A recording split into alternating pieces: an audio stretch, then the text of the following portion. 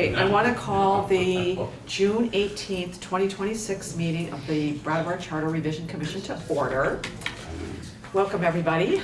Our first order of business is to approve the minutes of the May 14th and May 28th, 2026 meeting. These were actually sent out in the original agenda, so I didn't put them in the second packet. Is everybody ready to? Has everybody had a chance to look at them or enough people? Yep. Yeah, Okay, does anyone want to make a motion? I move that we approve the minutes of May 14th and May 28th. Maya has made a motion to approve the minutes of May 14th and May 28th, 2026. All those in favor say aye. Aye. Aye. No one opposed? Motion carries. Does anyone see any reason to modify the agenda? I do not. Okay, get right into it. As you note, there are only 5 of us tonight. Hannah is not here. We're going to vote on the first item of the agenda, but we're not going to take votes on anything else until Hannah is back in the July meeting. So the first matter under old business is approve the language change that we talked about at the last meeting, which is changing the number of members of the Human Services Committee per a request of the Human Services Committee. So it's in Article 2 under elections, and it's Section 2 elected committees. And what they'd like is to have 9 members instead of 11. So I'm just going to make a motion, if it's okay with everybody, that we change the language as follows, and there is the written draft in our paperwork, and it's on the table for anybody who's in the room, or you can find it online if you're watching this online. So I'm going to move that we change, or it reads as follows: a Human Services Committee of 9 members, of whom 3 shall serve for 1 year and 6 shall serve for 3 years. Each year, 3 members shall be elected for a term of 1 year each, and 2 members shall be elected for terms of 3 years each. So that is my motion. Any comments, questions? No. So all those in favor of making the changes I just moved, please say aye. Aye. Anyone opposed? Motion carries 5-0. Yay, thank you. So now we get to number 2, which is the combined annual town meeting process. And just for a little bit of a recap, we have been having conversations about whether we can do a combined system of open town meeting and Australian ballot. We have made no decisions whether we're going to move forward that way or not. However, Peter and I have came forward at the last meeting with some ideas, and then we had I guess it was the meeting 2 meetings ago. Yep. With some ideas, which generated the questions that people had at the last meeting, so that we can get moving forward with our decisions. And I'm gonna start, but I want Peter to jump in anytime I'm like, Sure. I missed something. We should tell David, we adopted your change already. Yes, you have 9 instead of 11. So, what we did is we had that discussion at the last meeting. People had questions that they had about, hey, if we're gonna have a combined system, what about this, that, or the other thing? We also took questions that we had received before, and we put together a document that you'll see in here, which we're gonna go through, that talks about, here are the answers to the questions. While we were doing that, we took some of the suggestions that we got from the public, which one of them, obviously was the January timeline. And we have now 3 timelines in here, which we're gonna go over. But one of them is a new one that you hadn't seen before, because when we were doing all of our investigating, we came up with another timeline, but we're gonna talk about that. We've had lots of conversations. We've talked to the town manager, we have talked to the town clerk, the town attorney, pretty much anybody who will talk to us, who we have to listen to get all this information. So if it's okay with you, what I do want to do is not just assume everybody's read it, but just walk through it so that we're all on the same page. We're not going to be actually making the final decision tonight, but I just want to see if there are any other concerns or any other questions, anything that needs to be clarified, so we leave here tonight ready for our next discussion, which is going to involve a decision one way or another. So we just need to make that happen. So let's just start. Again, there's a cover memo where it pretty much outlines what I just said, the people that we talked to get the information that we needed to get to. And some of those people had already talked to other people, such as Alachis Theater and BUHS and everything like that. So we have here, before we go through the questions, there are 3 sheets that you're going to see there. They're after the memo. Alternative 1, Alternative 2, and Alternative 3. And if you recall, it was actually the members of the public that came to us and suggested, hey, if you want to do a combined system, instead of having open town meeting in March, followed by the Australian ballot vote in March, followed by a March town meeting, how's about doing an open town meeting in January so that the Australian ballot could still stay on the first Tuesday after the first Monday in March. So one of the things we did was, you see there's a timeline we put together, but a lot of the questions that you folks asked about were about whether a January 1 is doable. So that's why you see. Can I interject something real quick? Yeah. Just to flag it, you know it because you've received the packet, so I want to make sure that the people listening know that there was a long list of specific questions that which we're came gonna go through. from members of the commission as well as from members of the public. And the answers to those not only have been presented in a separate document that Kate will walk us through shortly, but also has informed the information that's being presented in these 3 separate sheets. Yeah, correct. Thank you, Peter. So the first timeline you'll see is for doing an open town meeting in January and then having Australian ballot vote on the budget take place on the same time that everything else happens the first Tuesday of March. So that's the first thing. We're going to go through these things in more detail, but I just want to tell you what they are. So that's the first thing, Alternative 1.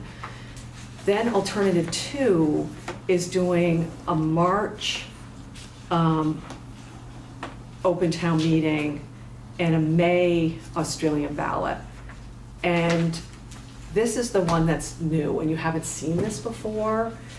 When we were doing our research, we came across the fact that there are like 23. About 20 communities across the state. Yeah, 20 communities across the state, including Berry City and Berry Town, who actually did a charter change last year, 2025, that hold their election not on the first Tuesday after the first Monday in March, but they hold it in May.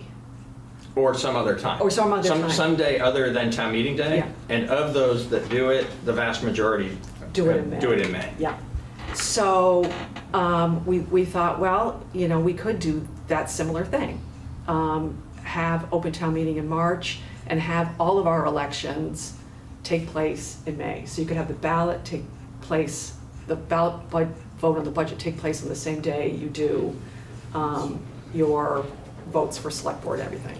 And the reason for considering that option is to incorporate the benefits of the January option so that there's a town meeting and an Australian ballot that includes both the vote on the budget and the election of officers, so that it's a 2-step process instead of a 3-step process, but without the earlier budget preparation process and other questions that were raised by the January alternative. And so again, once we understood that there were other places, there was some precedent for this across the state, that looked like a way to maybe get the happy medium. There's reasons why we don't think it actually is the happy medium based on what we learned from Hillary and other people, but Yeah. that's how we came to offer that as an additional choice. Yeah.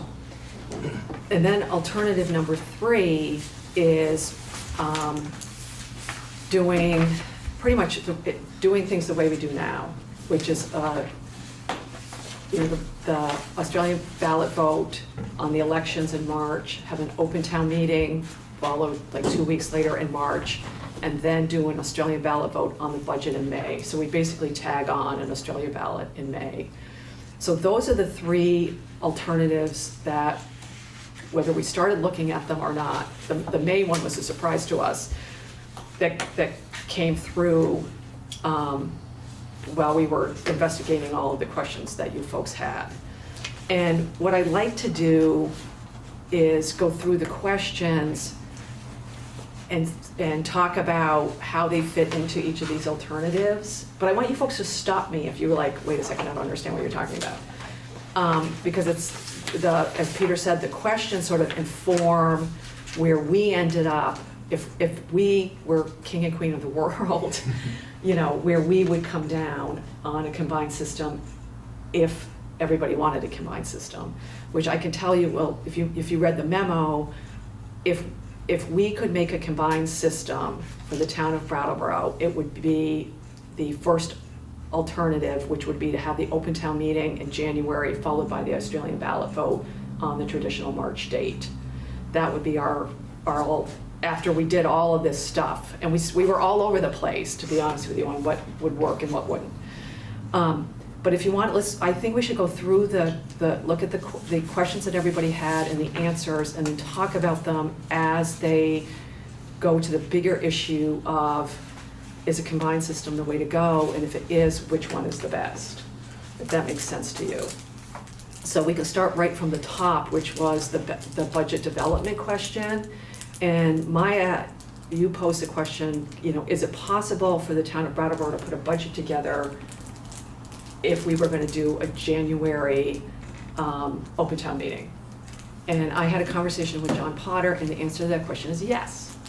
And if you look at what the timing would be, at first you think, how can that possibly happen? It's going to have to happen months in advance.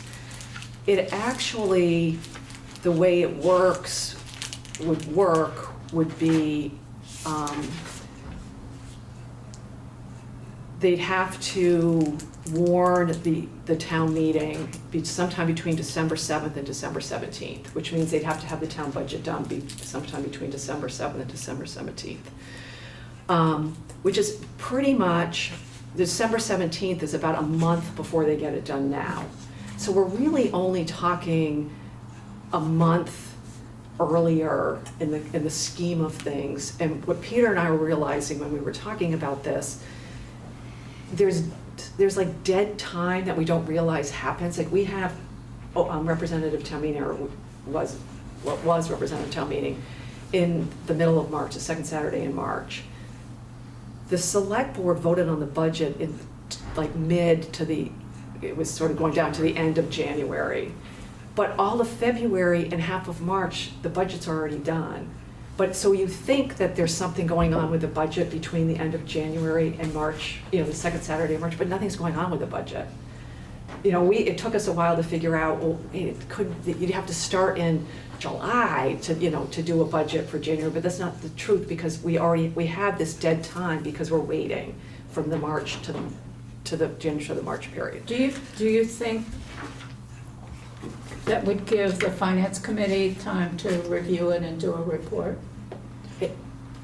Yeah, I think so. If the finance committee was, engaged in the process as the select board was doing its work, I don't see why the finance committee wouldn't have time to report. And just to be clear, so we do recognize there is still an impact to this. There is still an earlier start and an earlier finish to the town government's and fewer numbers preparation of a proposed budget. Absolutely.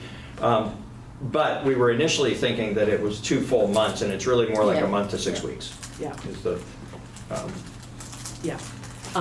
confirmed time frame. Yeah, confirmed time frame. So John, the town manager, brought up what we've all said, is that obviously you have a month less numbers that you're looking at. But I think it's really important to note, the entire previous fiscal year is already closed out. The fiscal year ends June 30th. And what we're talking about is less numbers for the current fiscal year that they're in. Mhm. You know what I mean? So it's not like we're shaving off, that's important. So the answer that I received from the town manager is yes, they could get a budget done. Again, realizing there'll be less, there'll be a month less of information. The other question we had was does it impact the closeout of the prior year? It doesn't. Yeah, I said I impact- assume it takes place in July, Yeah. and that's Yeah. what the answer was, Yeah, right? yeah, it's August, September, the fiscal year ends, and then, you have that time where they're getting the books ready to go. So it's like August, September, so it has no impact. Hannah had a question, which was a good one, and one that was very timely, and her question was, will they know the health insurance information in time for the budget preparations? And when I talked to John about that, they had just, like, the night before, a couple days before or whatever, the select board had just approved the first labor contract they hadn't done the police and fire yet, but they subsequently have done that. The way the labor contract is their union contract is with all of the unions right now is structured, is that in September of every single year, when the insurance company comes down and says, here's what the premiums are gonna be, there's a committee that's gonna get together made up of people from the administration and union reps, and they're gonna decide the structure of the employee health insurance. So that'll happen in September, so it should, if they've got until October or whatever to get the budget together, it shouldn't impact it unless there's some kind of impasse with the unions in the negotiations on how much everyone's gonna pay. But John there's no way to know if there's gonna be something. But, so the upshot is there shouldn't be, but, you just don't know. The other question that Hannah had was, for the January open town meeting, is there any calendar-based info that would limit the budget, how the budget's put together? The answer from John was no, there isn't. And then is the select board comfortable to approve a budget without the annual audit report? I talked to I talked to a select board member, but obviously we don't know who the select board's gonna be every year, so it's like taking, Yeah. So what I did is gave the historical thing, which is in 2026, the select board, neither select board nor open town meeting had the audit report, and we all felt comfortable voting on the budget. That's not exactly true, because when I was on the finance committee, I always reviewed the audit report before What I'm saying though is, But this year, RTM. But this year- we didn't have But an this audit. year we didn't. we didn't You're have an right. That's your audit. point. Right, that's my point. And then I put in the historical times when we'd used to get the audit report, which, there were times it came in October and September. But we didn't even have it. The select board may put a budget together without having the audit report, but we should have the audit report if tradition holds by the January January. open town meeting Yeah. and the March vote. And it should be in the Yes. town report. Yes, Yeah. so I think that's sort of the key Yeah. to this thing. So that's where we were with that. And then it came with Maya, you had the question about, and under any of these situations, whether it's March, and you didn't know at the time, possibly May, or January, would there be any problems of producing the annual report? And I talked to John about that, and he said, no, there wouldn't be. And I think he was, without saying it, probably crediting Seth and Jessica he said this system has gotten really streamlined. So it's easier to produce the report. The one thing that Seth brought up to us was that, if we do annual town meeting in January, the printers are busier in December. But hopefully we will know, we're gonna know far enough in advance that hopefully the printers can be warned, we're coming in December now than January, but that didn't seem to be any issue. And Seth, if I'm wrong, you can correct me, Yep. you know, with anything with the town report. So logistically, nobody said anything to us that was alarming, and nobody went screaming out of their offices and anything like that so far. Then we got down to the logistics. And Joy, your question was, and this was a question not last meeting, but the meeting before, I'd written it down, and which was, are we allowed to hold an open town meeting in January? And the answer is yes, we are, as long as we change our charter. And people give us permission to. So we can, if we want. And we did talk to, we've had numerous conversations with Hillary, and I want to like thank Hillary for taking the time to like talk to us whenever we think of something that can be really kind of stupid maybe sometimes, things that we think about. But Hillary sat down with us, and we went through with her, not just, we went through the whole keeping it like it is, but holding, you know, ending in May with the Australian ballot vote on the budget, you know, adding another Australian ballot vote on the budget at the end, going through, well, what if we switched everything to May, or what about January? And Hillary actually, out of all of this, even keeping it the way it, I mean, if in Hillary's world, if we could just do nothing and keep it the way it is, like, because that's what, you know, that would be great. But if it's adding another Australian ballot vote after the March open town meeting, or if it's shifting all of election day from the first Tuesday in March to the first Tuesday in May, or doing an open town meeting in January, from her organizational point of view, from this is strictly, she was being really honest, this is strictly her, we told her to be selfish, like be selfish, talk about the town clerk's office. Doing an open town meeting in January is like the ideal thing in her mind.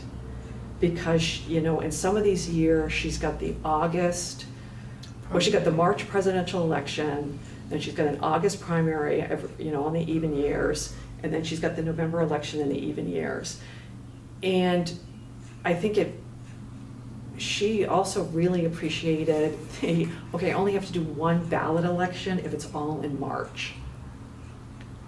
And because the one complicating factor, we were all excited when we thought of this, when we recognized these other towns were doing their town elections as well as their votes on the budget in May. We were very excited about that.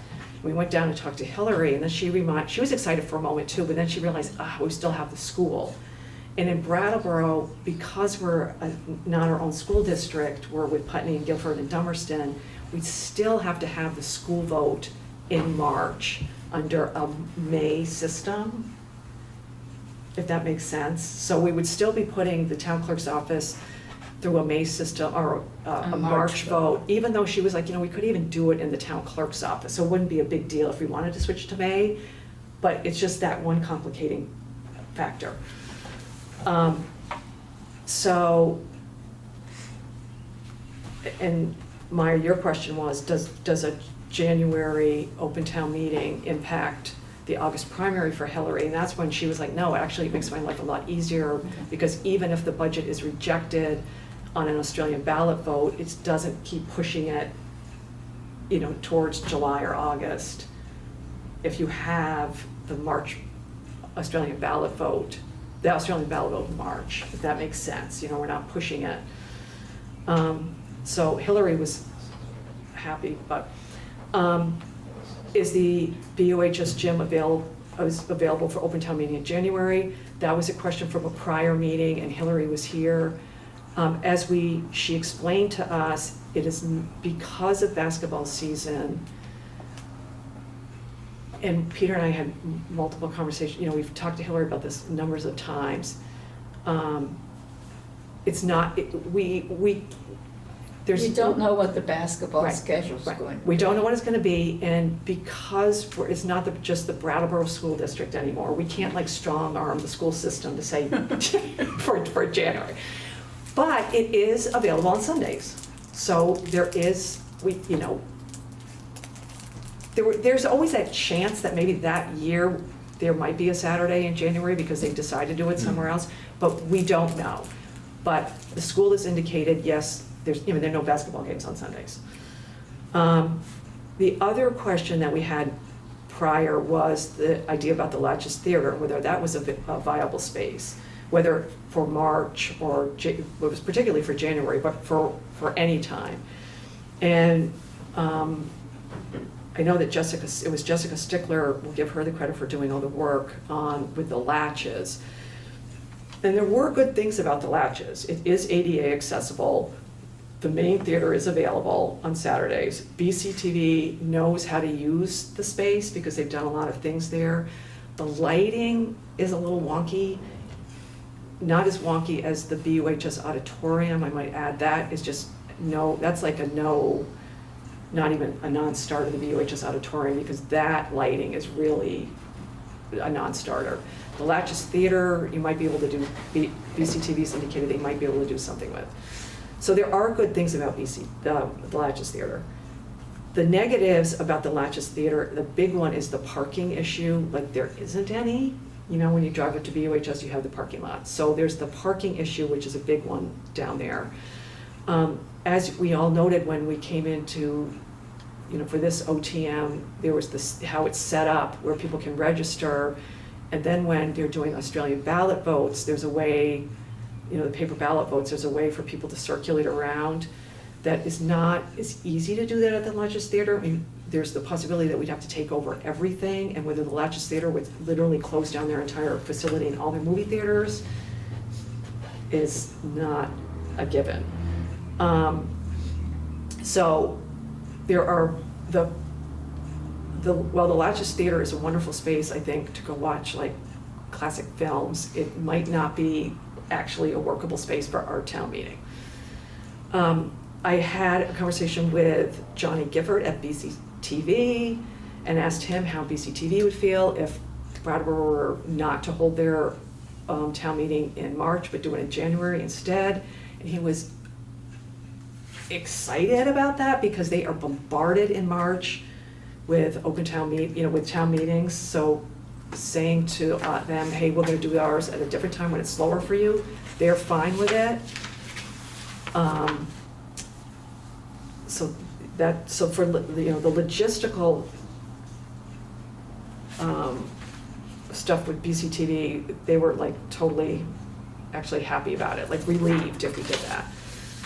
And we were and just so you know, I was asking people, when we talked to Hillary and we talked to everybody, we were asking them to be selfish for themselves. So some people might have said, yes, this works for us, and it wasn't like they didn't care about anybody else. We were asking them,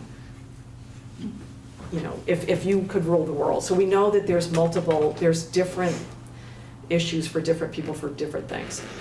And Maya, you had the question about if we did a January town meeting, the moderator would be elected in March and then serve that next January. Like, that's what happens in other towns. Next March. Yeah, that's what happens in other towns.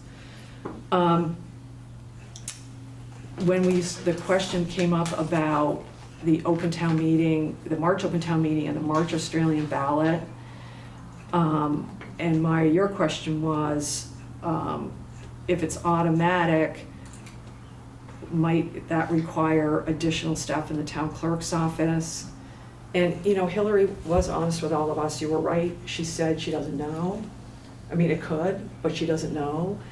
And Well, she also, if I can interrupt Oh, yeah. just a second, she also said, and I remember that she said, if it's just the budget, then it could be held in the clerk's office and that's or what, in this room. yes. We don't necessarily have to use So- the Legion. Yet, which would require less staff, I think. Yes, yeah. And your other question, Maya, was, are we talking about the second Saturday in March if we were holding a town meeting then, and yes, we were, because Hillary does not, the first Saturday in March is just too compact of a time, especially when they're doing a presidential Yeah. primary, so Yeah. we would keep it the second. So those are like the logistical stuff. Is everybody like following me? We'll go back to all of this. Has anybody thought of any other logistical stuff so far? I guess. Because we're getting into the more confusing stuff right now, so I just want to make sure. I mean, so this would be, I don't know if it came up in your conversation, but it is curious, is the town of Brattleboro bound to the same fiscal year as the state? Yeah, Could we change our fiscal year start? It never came up. Yeah, the federal fiscal year starts in October. So are you thinking, Joy, if we change the fiscal year? That would be the largest lift outside of the charter change. Yeah. And the legislature would probably scream, but maybe not. There's a lot that's on a calendar year Yeah, schedule anyway, and I am not advocating Yeah. for this, yeah. but it is, all of this begs a question. I'm Googling it to see if something pops. If nothing pops, I'll put my phone away. To see if there's any other municipalities in Vermont that have a different Right, fiscal year. Nobody has mentioned that through this whole thing. I don't even know how Okay? to change, like, Right. the stress level that would be to change a fiscal year, but.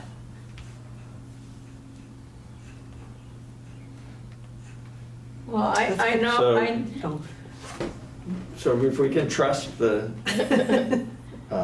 AI answer that I'm getting, but it's citing the Vermont League of Cities and Towns as the source of the information. In Vermont, municipalities typically operate on a calendar year budget, but can choose to switch to a fiscal year budget from July 1st to June 30th, which would suggest that you can't switch to a fiscal year budget of anything other than July 1st to June 30th. But are you talking about going January to December? I was not advocating for anything, but And it was, if a actually, I shift. question that accuracy because I think most Vermont municipalities have Right. actually switched away from the calendar. It may still say this in statute, but I don't think very many municipalities stay on the Right. calendar anymore because being aligned with the state is Mhm. more functional. And that Yeah. might be the answer, is distribution of funds. Yeah. Like, and reporting and that Mhm. sort of thing, that's just not even viable, but Because the way that's worded, Peter, it sounds like everybody's on a calendar Mhm. year Unless except you to choose a choose. fiscal year budget. Right, that's why I was asking Joy, like, you're Yeah. talking about going to January to December. just, Yeah. it's something Yeah. different, because, yeah, I don't know. Yeah, I think we'd have to look more into it. It's saying that the default is calendar year, which is, I think, archaic. It may still be Yeah. true, but just everybody's had their votes and switched it over to Right, that's what I was fiscal wondering, year. 'cause that And sounds. even Town if meeting I- generally is geared towards approving a budget that's gonna be implemented July Right, 'cause it- 1st. yeah. so. And as I'm trying to integrate the different timelines, I would not advocate for a different, potentially means even less time to get a budget ready if you push it to September, October, start time. Shifting, Right. so it's not about, my question is not about gaining time. Right. My question is Right. just, Hmm. can you do it? yeah, in the same way that, like, you know, the simple questions of, can we have a January open town meeting? Right. Sure. Okay, I wrote that one down, that's a good one, because it would have to, But I can't see a way of shifting a budget start that would be helpful. Right. Right. So it's totally fine to, like, not right.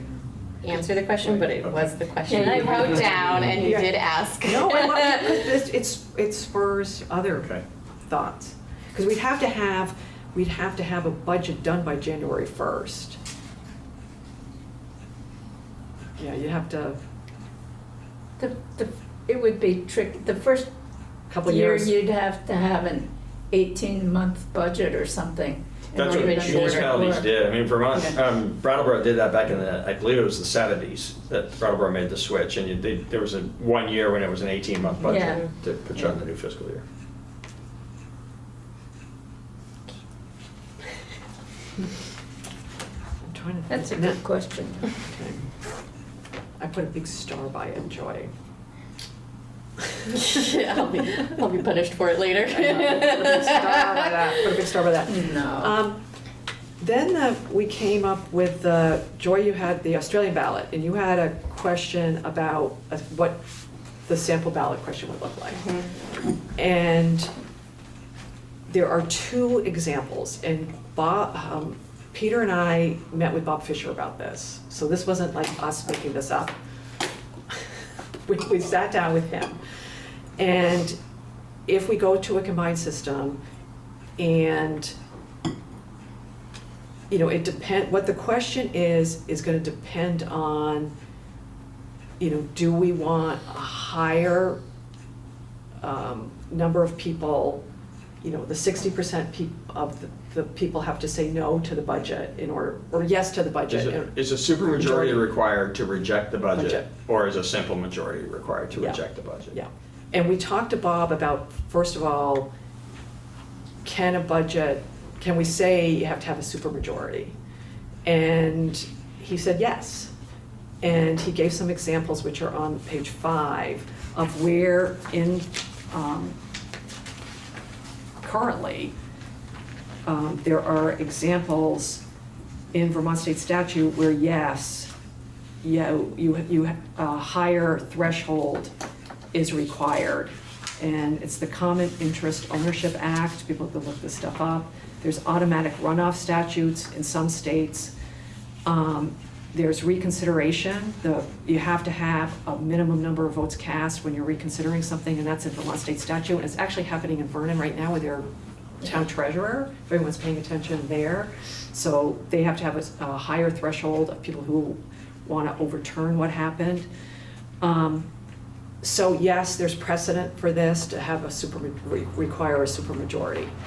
So when he told us that, then he explained, but if you're going to be asking for a supermajority, the question has to be phrased in the negative.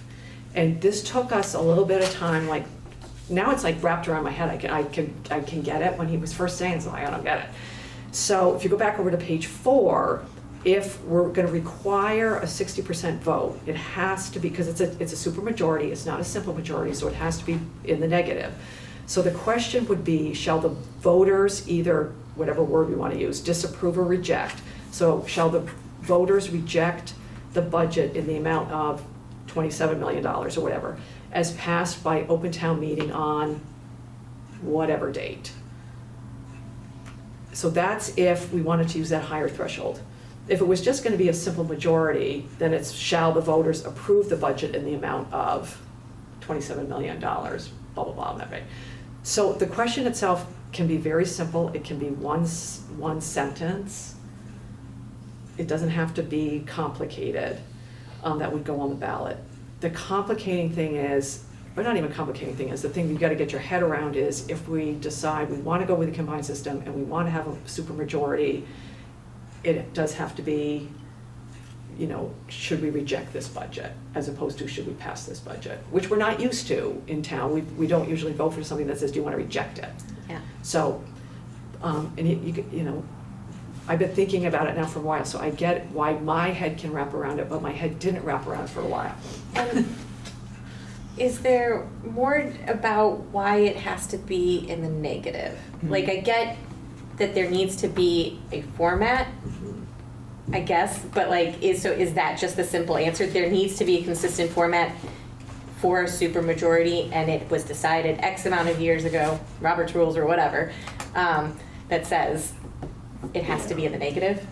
We asked the question in the first instance of having it be that there would need to be 60% or more negative votes to reject. And he quickly said, no, you wouldn't do it that way, that you would phrase it so that the question, you'd phrase the question in a way that it required a supermajority of yeses in order for it to happen, for the thing to happen. And so then he quickly shifted us into this sort of reversed language or negative framing. And then we worked with him around the specifics of that. We didn't really push back on that to say, why couldn't it be do we approve the budget with a 60% threshold of no's required to reject? And then follow-up is, so that's the legal answer and Right. the town clerk answer to helping phrase a question that ends up on a ballot? Well, most likely, the town clerk is gonna ask the town Town attorney. attorney. I think Hillary would tell you that Yeah. on the framing of Yeah. questions, she runs the process, Yeah. but he frames the questions. Yeah. Yeah. Just thinking that she is the subject matter expert on a ballot, Yeah. so thinking about, it would be a curious follow-up question Sure. with her. I think the amount of time that you've had with it and the amount of time Right. that, like, again, phrasing the question in the negative Sure. is a large lift of education. Yeah. And that's Right. why if you see there's this sentence that says the budget will be adopted unless 60% of the voters vote to reject the budget, Bob was suggesting that this language Explanatory language. goes on the ballot. Right. So That's it why could- she included it here. Yeah. And that's legal to He- add a, That's what he said. Yeah, he was the one that, he suggested that. If we're going to go back and ask additional Yeah. questions, though, which I think is useful, we didn't ask him, why couldn't it be phrased in the positive, but where it's like an undermajority instead of a supermajority? Mm-hmm. So where it would be 40%, if you phrase it as, do we adopt the budget, that 40% or more would be sufficient to adopt the budget. We didn't ask him that question, No, we didn't. so we could. because I guess I'm just trying to check, like, this is to make sure that the question pass legal review, if somebody challenges the Oh, legality yeah. of the question. Exactly. Yeah. Yeah. Yeah. And And is there a legal review process, like, before the ballot gets done? Is that a part of the town clerk process? no, well, the select board has to approve the question. And because the attorney is generally present, that's when they weigh Exactly. in. Well, and generally participates in the creation of the question Yeah. that's Oh, presented. Seth. And the attorney is present. Oh, there's there he is now. Yay, you can answer it right away, Bob. We didn't know you were here. That's great. We didn't know you were beaming in, Bob. Yep, no, I've been listening. First off, as far as the process, the town clerk and the town attorney always get together with regard to the wording on the ballots, the order, things like that. So it's a joint effort on that. The reason that it's there are certain things in the statute that require things to be phrased in the negative. Like, for instance, when you vote to reject or have a referendum on a select board passed ordinance, the statute provides that it is then overridden by a vote to reject it or to disapprove is actually the language in that. Okay. The Common Interest Ownership Act talks about with passing budgets that it passes unless the vote is rejected. And so you phrase it in the way of rejecting the budget. The reason you wouldn't say this, shall you approve it, and 40% of the vote, that's just not a majority. So you talk about confusing. It's in my view more confusing to put a lower than majority threshold for passing something, because that's not a majority.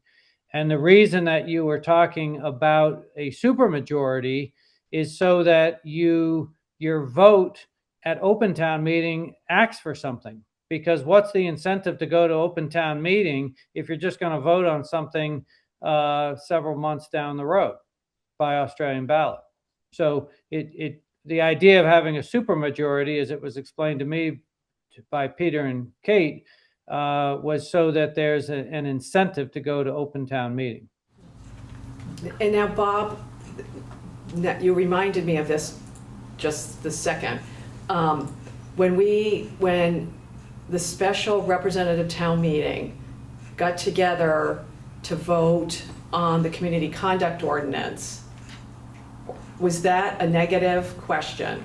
Like, yes. That was whether to disapprove the ordinance as adopted by the select board. Yeah. So it'd be very similar, and that's why I've phrased it here, shall the budget of such and such be, as passed by open town meeting, be rejected. That's Yeah. why you have that line. Yeah. So we actually have voted to disapprove something Yeah. in our Yeah. town. That's probably like the first time, but we've done it. Okay. Does that help you, Joy? Did Bob answer your question? Yes. While we have Bob, let's ask him the fiscal year question. That's what was on my mind. So there, Did you hear the that fiscal year, discussion? I was listening to that, and it's up to you and the select board as to how much you want to change things. There are towns that are on a calendar year. And they do it for different cash flow reasons. Schools are always on a July fiscal year, and I believe that's by statute. So if you're going to convert from one to the other, you end up either having a 6-month budget or an 18-month budget, one way or the other, and special town meetings in order to make that change. And then it's also a headache for, I say this with my hat as a real estate attorney as well, when you do prorations, you have to do the school proration separately from the town proration. So it adds a whole lot more work to real estate closings. Private people. Okay. That's not a matter that you should take into consideration necessarily as town, but it's much more of a headache in towns that have split fiscal years between school and town. Yeah. But some towns do it, and it's so I know it's been done. Okay. That's super helpful. Thank you, Bob. We didn't know you were on. We would have asked you Well, earlier. I may not stay on the whole thing, but I knew you were talking about this early on. Bob, quick follow-up. Is that last scenario that you said if prorating and the difference between the school and town budget, is that an ongoing consistent issue, or is that just in the first transition? That's an ongoing issue. So for instance, like you take a tax bill, there's a tax bill that goes out and it has not only the town portion of it, but the school portion. Yeah. And so you then have to prorate the town portion of it on, let's say, a calendar year, and the school on a July year. So you end up doing two prorations. It's just mathematics. It's just more work. Yeah. Now, do you have hold on one sec, Bob. We might have another question for you. No, not for Bob, Oh, just okay. for, All right, hold on one sec. So, any more questions for Bob on this subject while we're here? No. Thank you, Bob. That was super helpful. Okay. Thank you. Thank you.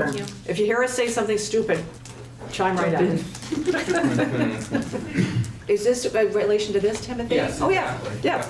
So Timothy Belknap, I just had one quick question. Yeah. What would the benefits of changing that fiscal year be, especially given that I think that you two just explained that a January OTM would just be fine? Yeah.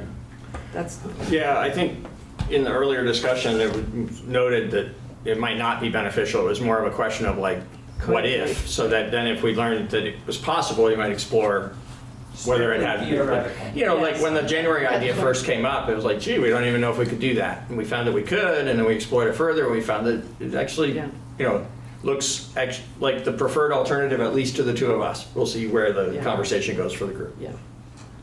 I also had some input on the supermajority when you have a moment. Yeah, we'll go through these questions and then we'll. I just had a point of clarity. It was in a select board meeting on Tuesday night. I believe John Potter said about with the union contracts this year that they were going to revisit the cost of insurance in January once they knew what they were paying. And since now some are 1 year, some are 3 years, that'll be an ongoing Yeah, he thing. told me every September, is what he Yeah. told me, Yeah, that every September they're gonna get together. And so we should know that number. And that's a pretty September. well-established yeah. practice Yeah. that's memorialized apparently now in the collective bargaining Yeah. agreements, but where the number comes in around the 1st of September, and then there's some work that goes on over the next month or so to determine what the town's package for the Oh, I upcoming was just, calendar year. because you guys, there's a little point of difference between a couple members and when, if that had to wait till January or it took place sooner. So Oh, just- for the health thing? Yeah, yeah, No, I was just it's clarifying. actually really unequivocally clear Yeah, that September. that's Yeah. a Yeah, settled matter in the fall. yeah, okay. Okay. So Bob's answered that other question. So those are two, that's why there are two sample questions here based on how we move forward with this. The other second thing is, would an Australian vote on the budget happen automatically? Now, as you can see, there are several ways it can happen. One, automatically. And what Peter and I have done, if you look at our timelines, in our timelines, it happens automatically. But it can also be triggered, Hillary was the first one I think that mentioned this, triggered by an event, which could be, well, how many votes does it get in open town meeting, or is it a petition? As we know right now in the charter, there is a provision where people can petition to, whatever the R word is, Reconsider. reconsideration. The threshold is really high, it's 5% of the population, but we could do something different if we wanted to get an easier way by petition to get the budget by Australian ballot. But Peter and I have assumed, for our timeline purposes, that it's automatic. So do those? In part, I'm going to try to phrase this concisely and not get into debating merits yet, because we'll have a conversation about merits of all this. But in part, the reason we did that is you can't know for sure how much later things would happen if it was by petition. And so there's not only a greater burden if we went to or stuck with actually a system where the AB vote would only happen by petition. There's not only a greater burden to actually make that happen, but there's also uncertainty and delay in a process where uncertainty and delay aren't our friends. And so we wrote it up in a way that would make it an automatic process no matter which of the three were chosen. We just all have to have the understanding, if we decided to do it more like it is now and not have it be automatic, that there are timing and uncertainty issues around that. Yep. Then we came to, well, what happens if the Australian ballot vote is rejected? What happens? So the plan would be, okay, we have our town meeting. Well, the select board has their budget. It goes to open town meeting. It passes open town meeting one way or the other. I mean, it might have to go back to the select board before it passes, but when it finally passes OTM, it goes on a ballot for Australian ballot. If it's rejected by Australian ballot, what happens? One of the things that we have to keep in mind every time we start this process over, there's like a 30 to 40 day notice where you have to warn all these meetings. So and you can jump in if I get this all wrong, Peter. The process of redo is the same in all three timelines, no matter when it all happens. What happens is the timing gets pushed. If you're doing this in May, it's different than doing it in March. Instead of going back to the select board and then 30 days later going to open town meeting and then 30 days later doing an Australian ballot, the select board would warn an open town meeting for 30 days later after the rejection. They can be part of that process that brings that budget to open town meeting, but it doesn't go back to them for 2 weeks and then they warn a meeting. Exactly. Our expectation is that select boards would do work, and the town staff would do work to bring a recommendation, a modified recommendation for the budget to the second open town meeting after the budget had been rejected. And they would have time to create that after warning the meeting and before the meeting was held. And if we wait for them to do their additional budget work before warning the meeting, we get into scenarios that would potentially push the ultimate approval of the budget well into the new fiscal year. Yeah. And after open town meeting, oh, Joy, I'm sorry, go right ahead.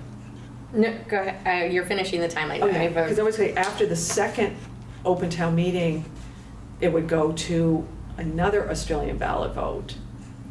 And under our scenario, if that was rejected, it would go to open town meeting, and then open town meeting would decide what to do.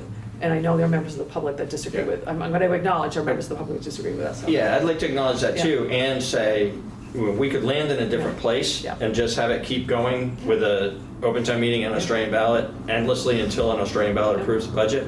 The reason we didn't is because these scenarios, when it is rejected a second time, all of the different scenarios take us into the fiscal year. Some of those take us into September before there would be a potential for an approved budget, even at an OTM. And so that's why it was a practical matter, open to having more conversation about that practical consideration versus the, fullness of the ongoing democratic process until it's finished. And so that, we recognize that there'll be some more discussion around that. And at least speaking for myself, I've identified why we did it this way. It's not philosophically important to me. I think it is a not insignificant practical consideration. Yeah. Joy. Yes.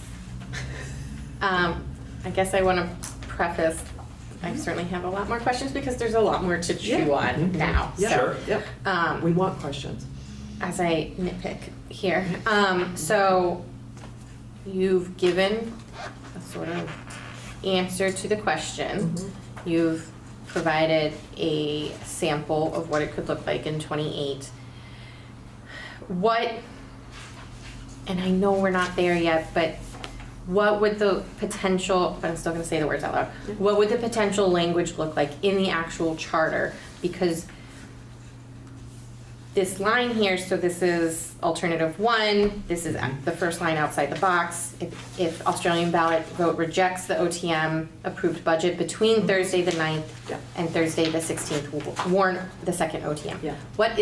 That is a range, Yeah. Yeah. and so what would bind? Can I- Yep, so the reason that each of the warning items in these timelines is a range is because of the 30 to 40 days thing, right? You have to warn these elections or meetings not less than 30 nor more than 40 days. So there's always a 10-day window within which to do the warning in order to hit a target date. And I'm saying, based on, yes, I know what you're- and, so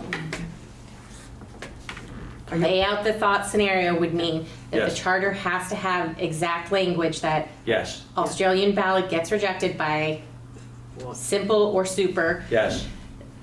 You need the next day or as soon as results, like what is that language? As soon as results Right. are available? So using the current language of our charter as a model where we have the swearing in the existing, not our proposed language, but in the existing charter that we've operated under for years, the transition from one select board to another happens on the Monday following town meeting, right, or following representative town meeting is the language that was in the charter. So I'm assuming, I mean, we haven't drafted all of that language. We need to get to a place where we all think, okay, we've arrived at the Let's see framework what's of a system that we all can rally around and then write the proper language to put that in place. But I'm assuming that it would follow that model of, on the, by language, like by the Friday following or within 10 days following or something like that. It would depend on the particular thresholds and it would have to be written up so we could look at it and find it clear and not confusing. And I agree that we're not at the language part because we haven't even gone through the options, but it just, so the nugget of the question is that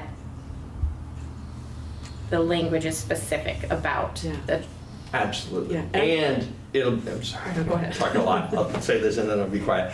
That same challenge will be presented to us for any one of these, right? So that if it's going to go automatically to a vote, and then if there's going to be automatically a procedure for what if it's rejected, then that would apply no matter which of the three options we choose, and we'll just have to be careful in writing the language, or having Bob write it and having us review it or whatever. Yeah, because one of the things that I've learned through this whole thing, I knew it, but you don't really think about it, is everything like happens in either a 10, 30, or 40-day increment. So, so it would be something like, after, on the first Monday after whatever, the select board will warn a meeting for 30 to 40 days later. We're not gonna put in between March 9th. Right. We won't use dates. Fair. And we did these dates here so that we could all see if it would work or not. Yeah. You know what I mean? It was like, well, wait a second, would that even work? Like, does it, so that's why we did the, we did the spacing, as Hillary taught us to, 30 days or 40 days. So we were doing the spacing to see, does it even work? We did it for three of them, so we could see how far it goes and everything. So it wouldn't be exact dates in the charter, it would be the 30 or 40-day increments.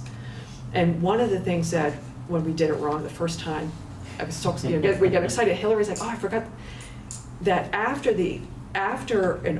a town meeting, we can't warn, you have to have a 10-day period there, because people can take out petitions to go on the ballot for reconsideration during that 10-day period. Yeah. So we built that into each time. Yeah, too. if you do the math and you look, you're like, well, why is there 40 days between the open town meeting and the ballot, not 30? Because Hillary was reminded us there need to be 10 days.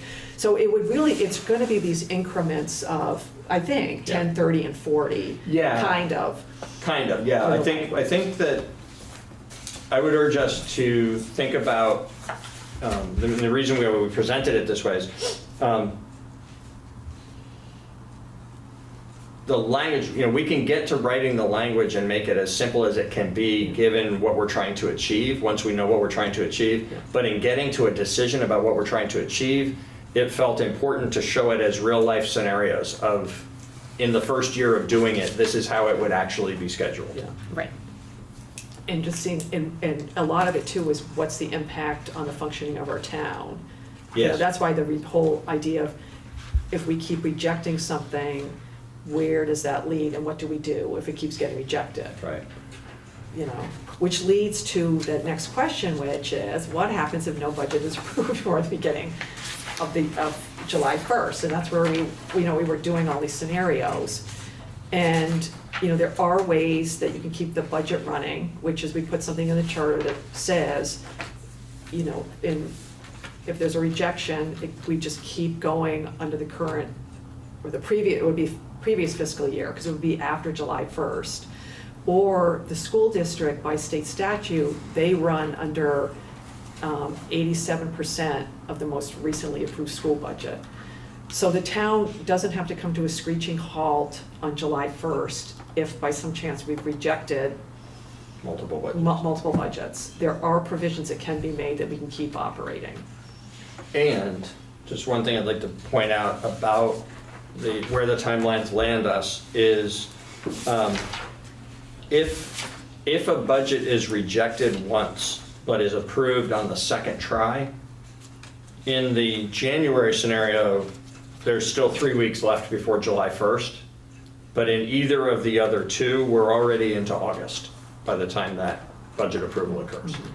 And that's the second rejection. No, that's the second vote. Right. Second Australian ballot vote on the budget. Right. So if it's approved, Right, that's what I mean. assuming that it gets approved after one rejection, but on the second try it gets approved, Right. in the January scenario, it's June 6th of '28. And in either of the other two, it's August 8th. Can I ask a question? Yes. January 16th, 2028 is Martin Luther King weekend. Mhm. And I'm not sure it's politic to have open town meeting on a holiday like that. For one, I won't be there, for one thing. And I think there are other people that do things. There's volunteer activities, there are all kinds of things that happen that weekend. And I would suggest that we either push it back, I mean, a week, or push it forward a week. Because I just don't think, politically, it's a good idea. I mean, we're trying to encourage minority participation in town meeting, and having it on that weekend, I don't think is a good idea. I think for the purposes that we were doing this, this is like an example. And I think Yeah. in the charter, we have, I mean,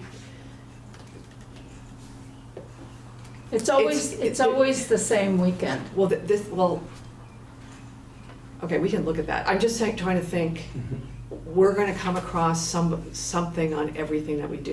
You know what I mean? I just want us to know that there's always, I'm not See saying. what I believe that it's always Martin Luther King Day, I believe is always the third Monday. And if Third. it is always the third Monday, then what you're suggesting is that we structure it so that the language would land on a Sunday that's not the Sunday immediately before the third Monday. Yes. So we'd have to look at right, what is the scenario that is a week ahead of time. But you can't just say the second Sunday, because that's not always Right. gonna solve the problem. right.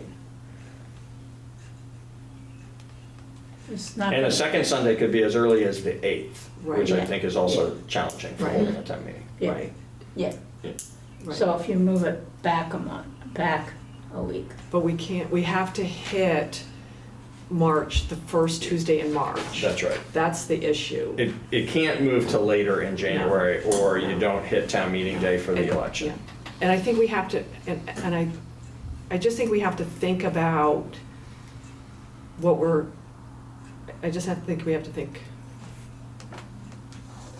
I just, that would be my Mhm. objection to having it in That- January. That's fair, and so we'd have to think about what is the solution to that if we want to have a January meeting. But it can't be later. The system Well, doesn't work if it goes later. If you make it a week earlier, Right, but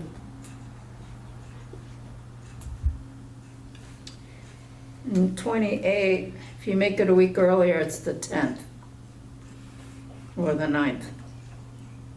Right. That's right.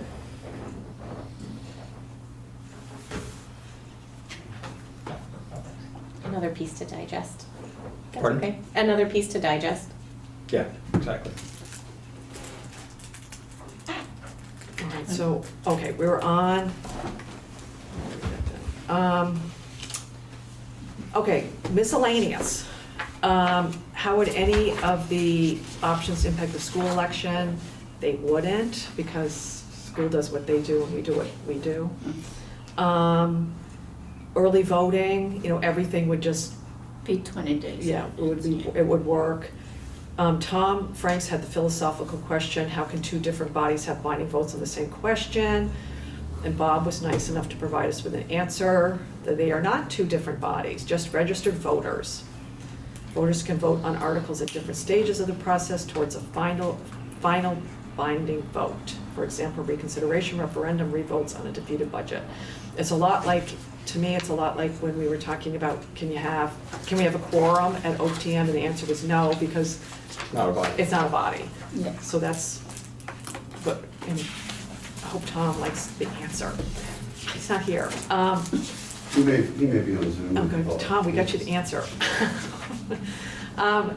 So those were the questions. And then if we want to go through each alternative more now that you've seen what the questions were, that informed how we put this together. And, oh, Just so Tom. you know. Yes, Tom. You didn't have to comment. Just checking to say thank you. Okay, thank you. We're recovering at our basis here. So if we just want to look at the timeline, and we'll start with January, and we're just going to keep going right now, Maya, with I've written down your thoughts. The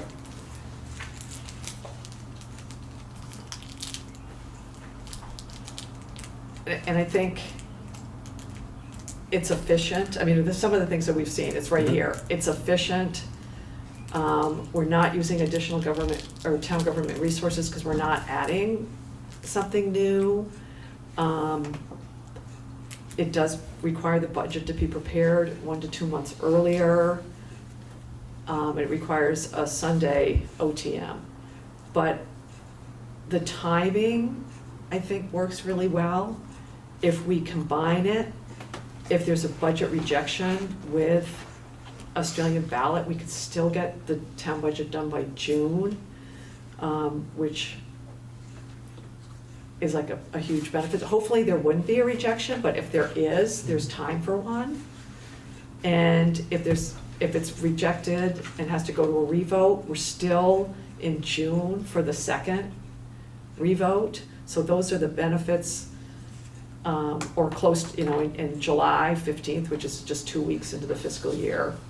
So those are the benefits. I mean, I think that's, Yeah. it all came together. Yep.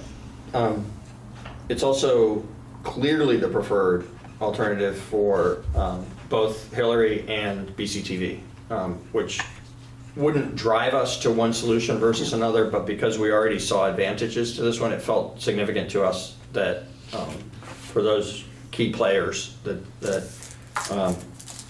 this one is viewed as clearly preferable. And so with that and with the timing advantages of this, for me at least, it kind of came down to, we had a BUHS gym question that needed to be solved, and a question about whether this was really even a practical way to function in the preparation of the budget.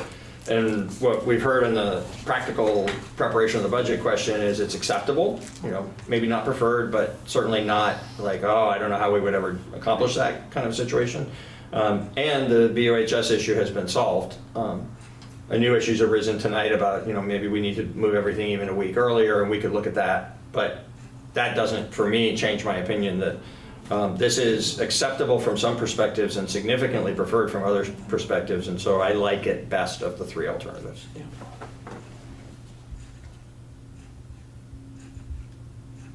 Do you want us to go through 2 and 3 as well, the March and May?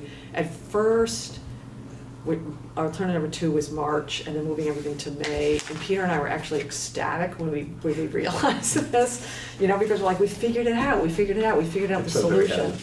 Until we went and talked to Hillary, who was reminding us that the school vote still has to happen, although the school vote is a really light lift for the town clerk's office. It could happen in the town clerk's office itself. Not a lot of people vote in it, even when they have a chance, like they're there, I think they don't vote.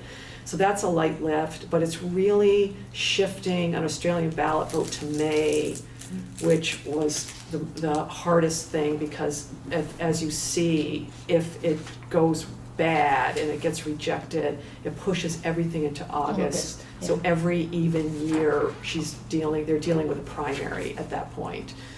So we could operate from a position of optimism and say, well, Never gonna how get often is rejected. the budget going to get rejected, right? Every once in a while, we have a very awkward situation, but most years it's going to get done within the box on each timeline. And if we chose to approach it with that optimism, Right, that would be a good then option. that brings the other two alternatives more, that's right.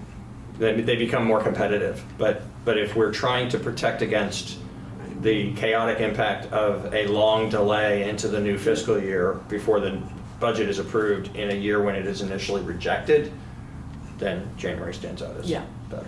Yeah, because for Hillary, it's not the it works scenarios. What sort of derails the town clerk's office is when we get into a rejection, So I want to clarify that then the third bullet point summary on alternative 2 says most efficient for voters' times, not the least efficient.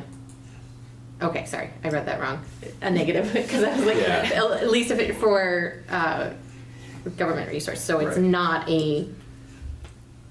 government resources are not overly strained to do this May version. That's right. That's right. There's a better version from a town resources perspective, but there's also a worse version from town resources perspective. Whereas for the voters, either the January option, either of the first two alternatives for the voters means just 2 events instead of 3.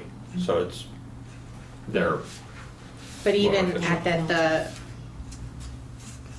if you stayed in your positive, then Yes. like still alternative 1 and 2 are like dead even. except in a rejection situation. But Right. If we, yeah, Otherwise- stay in the box. Otherwise, yeah, if That's we're, right. if we're staying in the box, I agree with that. Yes. The Yes. only asterisk on it is Is- that little extra burden of doing the school election on town meeting day. Otherwise, these two are identical. But not because there's still other elections that has to happen in March. No, No. because in the March, May, number 2, what would happen is, right now on the first Tuesday in March, we have the select board, we would have under our new charter, the finance committee, the human services committee, Moderator. Yep, all of everybody, that, yep. everybody. But if so that would happen, that's the scenario we have in our charter now. Everybody gets elected in March. Under the March, May, what would happen is we'd have a March open town meeting. We would not, on the first Tuesday of March, have any of our town elections. We would do that the first Tuesday in May. We'd switch any town votes would go to May, which would mean that select board would be voted on in May, finance committee, human services committee would be voted on in May, along with the vote on the Australian ballot for the budget. So you'd shift everything to May. And reason that you do that, you have one awkward year where there's this 2 months. It's like when communities, the conversation we've had earlier tonight about shifting your fiscal year. So there would be one time when people got elected and would serve a 14-month year of service instead of a 12-month year of service. But after that, we'd just be on a 12-month cycle that's May to May instead of March to March. Yeah. So the value of that is accomplishing the same efficiency as the January option, in that you have an open town meeting followed by the municipal election that includes the vote on the budget, rather than having to have a whole special separate election to vote on the budget. Which is alternative 3. That's right. And just we were excited, this is why we were excited about March, May, because we thought we wouldn't have to have an election on the first Tuesday in March, because we just, like Barry, City of Barry, they don't have their election in March anymore. They have it the first Tuesday of May. And we're like, that would be great for us, because we could have our open town meeting, then you have the cycle, and then you could have everything in May with the Australian ballot vote of the budget. We were excited because we thought that Hillary would be excited because it would just be an open town meeting and a ballot vote. What deflated us was when Hillary reminded us, but we still have to have the school election. And our school election is different up in Barry because we have other towns attached. So for Hillary, it's when we say not the least efficient, it's because it still will require a March vote, a March school vote. Right. But she can do the March school vote from the town clerk's office as opposed to having to set everything up in the thing. Do you see what, so it's like January, except in the January OTM and March election, everything can happen. The school can happen in March, everything would happen. Yeah. And that's why we were excited about May, because we thought oh my God, here are these other towns. And the Barry School District is different than ours, so they can do theirs they do their school vote in May as well. But we can't because we're hooked to these other towns that have theirs all in March. Okay. Does that make sense? And then alternative 3 is the elections in March and the OTM in March, like we do now. But then we'd have another Australian ballot vote in May for the budget. So Hillary's doing 2 Australian ballot votes in a town meeting. We You also see? be likely to get a larger voter turnout if the municipal Yes. election and the vote on the budget are aligned, instead of just a vote on the budget standing alone. Yeah, Right. and that's sort of why we thought of this May thing.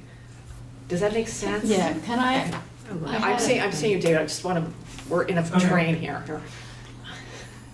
I had a question and it just left me.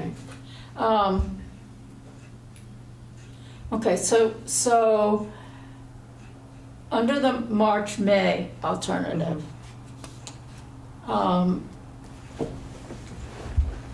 it would end up that the select board that is at the OTM in March would be the same one that did the budget. That's correct. Correct. Because we've had years That's correct. when the select board that sits at RTM is different Right. from I mean, they end up trying to defend somebody else's And budget. it's happened less than it used to happen Yeah. when we switched the timing. Yeah, but it's still, Yeah. Well, it has happened. and we should note that that's another implication of a rejection, but Mm-hmm. the system, for the system to function and be meaningful, we have to play out scenarios for rejections, right? So, but anytime there's a rejection, there's going to be a new select board in place before there's an approved budget. Oh, yeah, yeah, no, Yeah. that's, Yeah. Does that answer? but I think it might lessen the possibility of rejection if you have people, select board that, I don't know, you were on the Well, select board. We've only rejected the budget in this Once. town once, and that was 2 years Yeah. ago. There was 1 year when I was on the board that there was a reconsideration. Yeah. But we've only rejected the budget once. Yeah, that's So we've only had one why we can be optimistic that's only in the box. if we do That's why we boxed it. March, May, and we stay in the box. Yeah. Should have had the box yellow. Just to be a pain in the butt, I would say, I don't disagree if we landed in a place where we decided to choose optimism and have a more complicated assessment of like which one feels like the better way. I'm not opposed to that approach. But we really, the other time, the picky thing I want to say is the time that there was a reconsideration, it happened by petition because that was the only way it could happen in those days. But under any of these systems, it would happen automatically, and there still would have been a rejection. So, Yeah. so we actually have had and that was 2014. Yeah.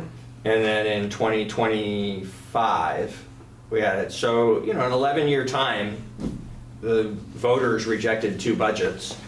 It's not never going to happen. I think we should keep that in mind as we make our decisions. So, under this scenario, if there's a rejection, Yeah, number 2. the second, number 2. Oh, yeah, they're all. The second Australian ballot would take place on primary day. Yes, that's what Hillary wants. Yeah, So under those scenarios, we should flag that those could have had a slightly, not significantly more compressed timeline, but they could have gone a little faster towards that second Australian ballot vote on the budget.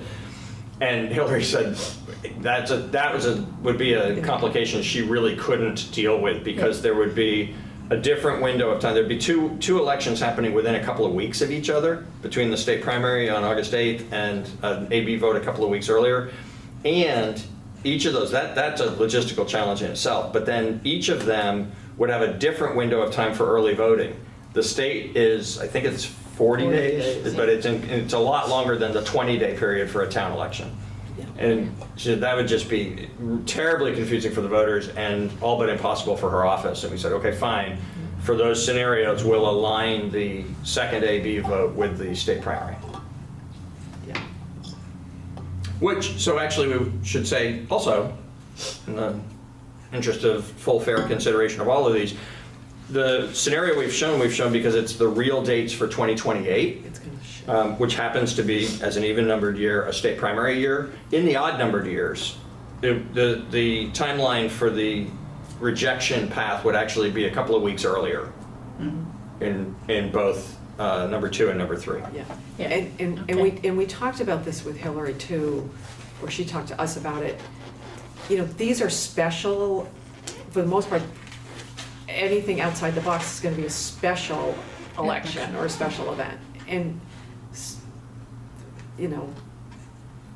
she's like, we just have to run with it, you know what I mean? So it is what it is.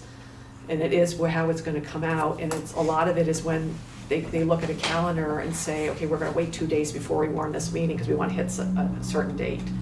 That's why you do the 30 to 40 thing and this 10-day thing, so that's where we are. Now, I think David had a question, and then I think Neil. And if you could identify yourself for the crowd and for David Minor. I do have some questions about the Human Services timeline, but that's Yeah. not part of this discussion right now. Yeah. Just wanted to put that out there. There was a discussion, though, I thought, at one of our last town meetings, when the concern about the a budget came up, of what happens to the town borrowing requirements if you go beyond July 1st. Yeah. And now you're talking about, in some cases, going 4 to 5 months beyond. Yeah, that's right. So the town could operate for some period of time, and it depends, from year to year, it depends on how much fund balance there is, how much cash we're sitting on to be able to operate for a period of time into the new fiscal year. And beyond that, would have to borrow money in anticipation of taxes, because ultimately there would be a budget and there would be property taxes imposed to pay for that budget. But yeah, there very likely could be, particularly in the scenarios that take us into August or September before there's an approved budget, there could need to be short-term borrowing to keep things going. Whatever the rates are that day. I'm sorry? Whatever the rates are. At whatever the rates are at that time. And That's we, right. and we do at open town meeting we vote on giving the select board the ability to vote To borrow in for anticipation of taxes. So they'd be able to do it. I guess my point is that there's a cost consideration as you're Oh, getting yeah. to look at the different points. Yes. Beyond what I think you've just been talking about. Yes, that's true. Yeah.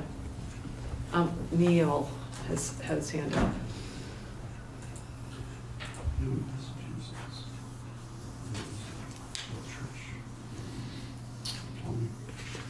Hello, there we are.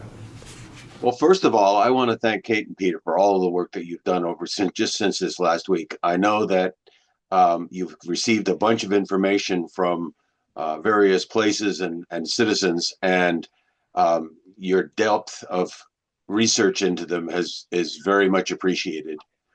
Excuse me, just a minute. Can you guys be quiet? I can't hear Neil. Sorry. You got me now? Yeah. Okay. The other thing is that I have some questions about, is OTM and AB tied together? So if it comes to a March, for example, a March Australian ballot, and the budget is turned down, then do we have to have another OTM meeting? Because basically what would happen is that turned down budget would go back to the select board, who would immediately start to work on revamping it and trying to make it so that they could reintroduce it. And people who were interested or had issues with the original reason for it being turned down could be part of that discussion. Do we need to take a 30-day warning for another OTM and then another 30 days for an AB? Can't we eliminate that middle OTM in there? Not under the scenario that Peter and I have mapped out. If the budget is rejected by Australian ballot, 30 days later, there would be another open town meeting. And in that 30-day period, the select board could work on putting their budget together that they would bring back to OTM. And if OTM approves it, it would go to another Australian ballot. So we're not saying in our scenarios, we are not proposing it go back to the select board and then go to an Australian ballot. We have open town meeting in the. Yeah, I'm trying to cut down your time factor here. Is there any real reason for it to go back to an open town meeting again under this new budget proposal, since it had already been turned down? And it would have been turned down for probably specific reasons, which the select board could then address. It just seems that extends it to 60 days instead of 30 days. Yeah. So your point's well taken. None of this is required. We together are operating under the intention, all of what we're bringing forward is driven by the desire to put these two different elements together in a way because of the fact that we had a vote, a townwide vote in March, where a majority of voters said they want to have an OTM and the majority of voters said they want to have an AB. So there are people in this room and in this community who prefer one over the other and would be really happy to have there be just one and not the other. We're trying to make a system work that'll include both, and I think that applies to a rejected budget also in general, but very specifically on the question of, in that first rejection, you just said the reasons are likely to be known. I think the reasons aren't likely to be known from the AB vote in as much clarity as you sometimes get, not always, from the town meeting discussion that leads to a vote. So if it gets rejected at OTM, you'd have a better sense, much of the time, not always, a better sense of why it got rejected. Where it could get rejected at an AB, and you're right that individual members of the community could come forward and say, I voted no and here's why and I want you to fix that. But 1,500 people aren't going to come out and state their reasons. And so I think it's really important, if we have a rejection, that we go back to the part of the process where we have community dialogue that then brings forward a second try for the AB vote. Okay, well, I guess I will tentatively disagree with you on that, but other than that's fine. But I do appreciate all the work you guys are putting into this, so hang in there. Thank you. Tom?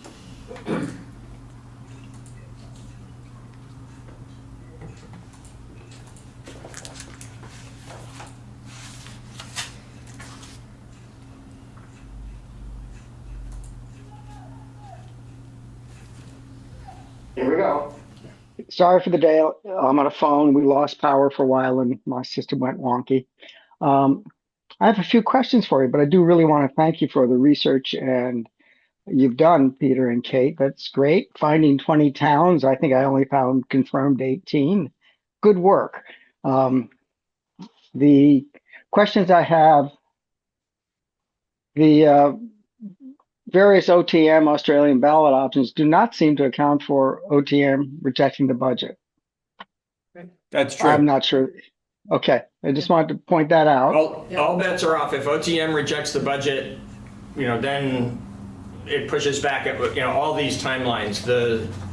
It would push them back in a way that you could still foresee what the next steps would be after an OTM approval. Yeah. And just so you know, Tom, we did talk about that with Hillary, and she was like, "If it happens, we'll deal with it." Yeah. So we've been through that with her. Thank you. Secondly, you already actually you answered that question.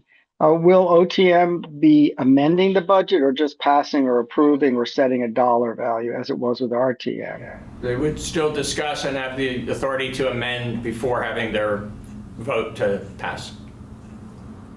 Thank you. And will the human services allocations be voted on separately on the Australian ballot or be incorporated in the budget on the Australian ballot? There would be one question of yes or no on the budget presented on the Australian ballot is how we're proposing it. We anticipate there will be discussion around that. Okay, so it'll be wrapped into the annual fund budget. Correct. Yes, it would be one number. Thank you. One number is a nice thing. Thank you so much for your efforts, and thank you so much for listening to me. Thank you. Thanks, Tom. And just one other clarification. There was an idea put forth at one point in the earlier weeks of this work this summer around the possibility of requiring OTM to pass out a budget. So OTM couldn't go home until they had approved a budget to avoid that uncertainty around the potential of a OTM rejection of the budget and then pushing all these timelines back. And we've been advised that that's not legal. Like you can't require the voters in the town meeting to take any particular action. So that's why we don't show that in any of the proposals and why there remains this uncertainty about the potential of a rejection. Yeah, you can't lock them in and. Yeah. And since we can't have a quorum, I mean, 5 people could stay and keep going until They vote on they the vote on budget. Well, they something, could. you know? Yep. Okay. Oh, Randy hasn't talked, then we'll have Timothy. Okay. Thanks for going through all that. I know a bunch of us have sent you a lot of information, and I appreciate for acknowledging you get that back and looking into the number of other towns that do things differently. The supermajority, I have several problems with. One is the vote in the negative. If sitting in the quote-unquote, candidate penalty box, a lot of voters came up and talked to us before and after they voted. In the negative is very confusing. Most voters did not like the way the ballot was organized, the way the questions were written. I think it's hugely problematic to put a ballot forward with a negative question like that. They're not going to know what to do, and they're that's why we got yes, yes, yes, versus no, no, yes, or yes, yes, no, or all the different options that were available on this last ballot. And I just don't think it's fair to the voter. I understand that you're trying to get people to go and participate. Hey, we had 300 and some people, probably 300 people there at any one time, depending on what we were voting on and when they showed up. And if we get 300 or 400 people, that's probably in the system of what we're going to have to work with. And we get somewhere between 20 and 28% historically show up of the 9,000 and some voters that are registered, if you go back to 2012. So we're always going to get more that way. I just can't wrap my head around voting for a supermajority, so we'll disagree on that. And I do have problems ending it. I know the timeline. I get all the reasons we need to have a budget, believe me, financially. And I know there are maybe some options, I'm not sure in Vermont statutorily, but other states have it where it reverts back to the budget if you don't pass it by the fiscal year. Yeah. You work on the budget the year before is assumed approved, taxes are levied, and you have to work off on that until That's what we, yeah, well, Exactly. it got mixed with Bob, I just want to make sure we clarify. That's exactly what we anticipate, but Right. without issuing tax bills until there's a new budget, which Correct. gets us back to David's point about borrowing. Right. So, so primarily, I'm on board with you, except for the 60% supermajority plus one, and the ending Australian ballot after 2 rounds of going through. And there's some other minutia and some of the other stuff we talked about, but it's very minor. Some of the town manager stuff, and I know we've written you on that. We'll come back to But if there's any way we can work, I'd rather get this done. I'd rather support this. I'd rather be a champion for it. And hopefully we can get there. Thank you. Timothy.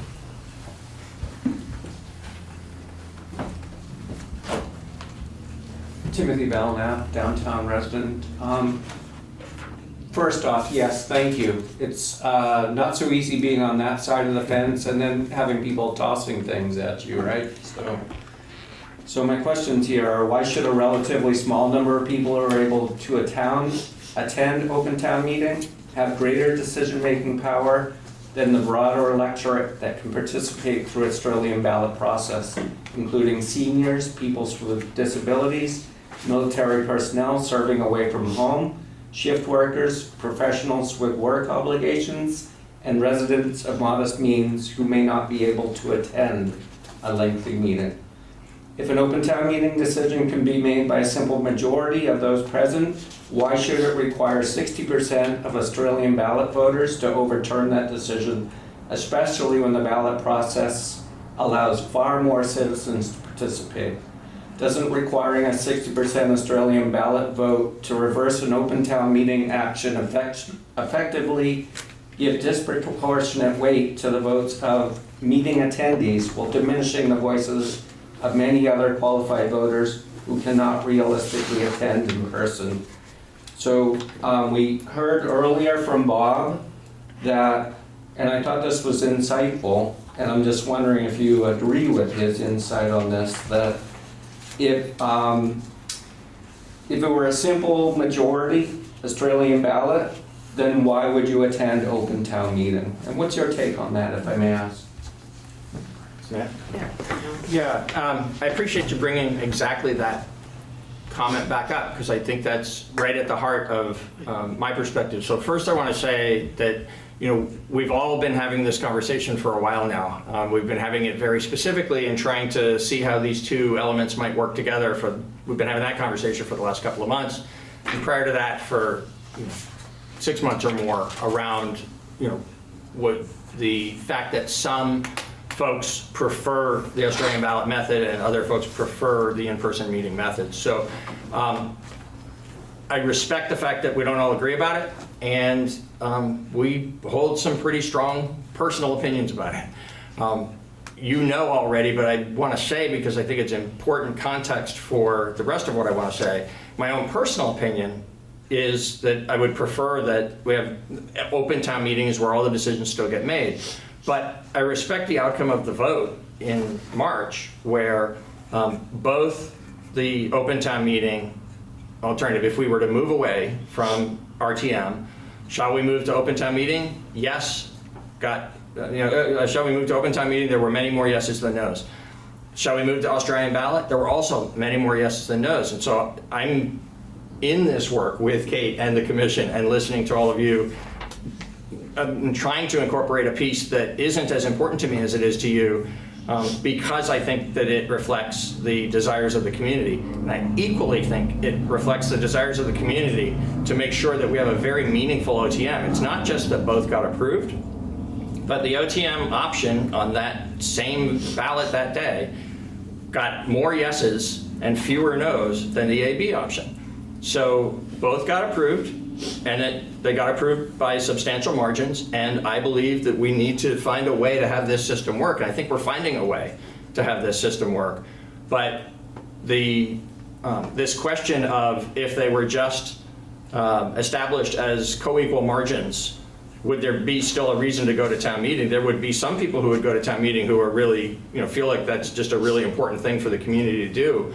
And there would be a disincentive for many people, because I'm going to get my chance to vote exactly the same way at the end of the day at the Australian ballot. So I think it's important, actually, and I recognize that you won't agree with me. I respect that, and there will be other people who don't agree with us either. But for me, I think it's important that there be a distinction between these two in a way that encourages as many people as possible to come to town meeting and participate in that process where we listen to one another, we wrestle with the questions, we amend what's before us so we don't have to just say yes or no, and we come to an outcome together. I think you're missing the third group, because I think it's not as simple as there's OTM and AB. I mean, we put a lot of time into this, everybody. Hey, I've been for a hybrid, if you go back to the library tapes, for almost 2 years, I think, or a year and a half, whatever it's been. So there's a third group that wants both, and Sure, they just fair want them to enough. be equal. So that's you're missing that. I just want to point Touche. that out. I appreciate you saying that, and so yes, I accept that as a third way. And my opinion about that third way, which is not just a knee-jerk opinion, it's just an informed opinion, for better or for worse. It's not necessarily right. You might be right.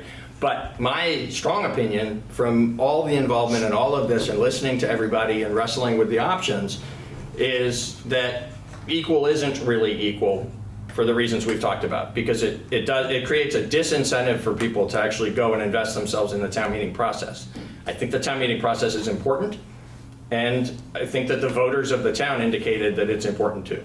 Yeah, and I agree. I'm hitting my stride. I know how to call paper ballots now in a very easy way. And Yeah. I plan on being at every town meeting as long as I'm here. Yeah. I already know in 28, if it is the date you say, I won't be there, unfortunately. But, and some other people, I'm sure, have problems, just See, like... I won't be there. Yeah, that's what I'm saying. So we'll take it's- another look at that date. Yeah, I mean, Sure. and it's, every year's different, but I'm just saying, I think there is, don't assume everybody here is because if we were just Australian ballot, we would be going and planning on going to Mount Pillier when this gets up next year, Yeah. and trying to testify to get only that approved. Thank you. That's a fair point. Yeah.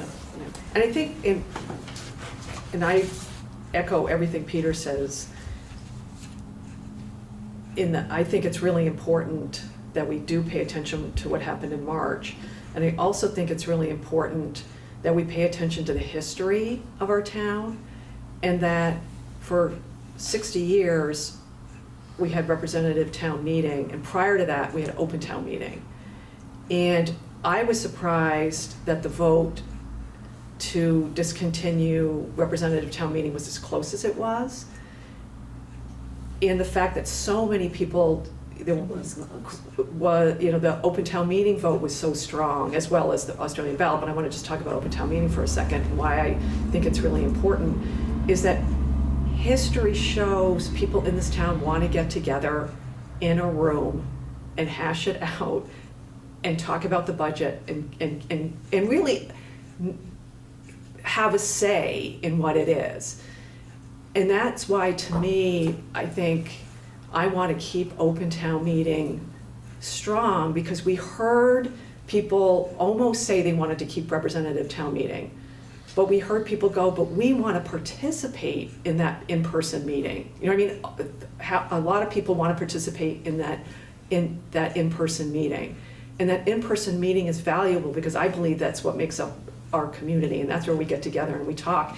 And we might disagree, but that conversation is really important. So that's why I like the supermajority, because I do think that there's that value in there. And I'm going to say something that, well, I won't say it, but the process is, because it's not a representative town meeting anymore, it is more open. And if we can add the Australian ballot piece, we'll have, completed what we need to complete, so that we can have everybody feeling like they can be part of the process. And some years, people aren't going to be able to go to open town meeting. Some people aren't going to be around to vote on an Australian ballot. They're not going to be in town and they won't be able to vote. But they could vote early, they could go Australian ballot. But what I'm saying is, we're not going to make a system that's going to be perfect for everybody. I wish we could figure out a way where you could.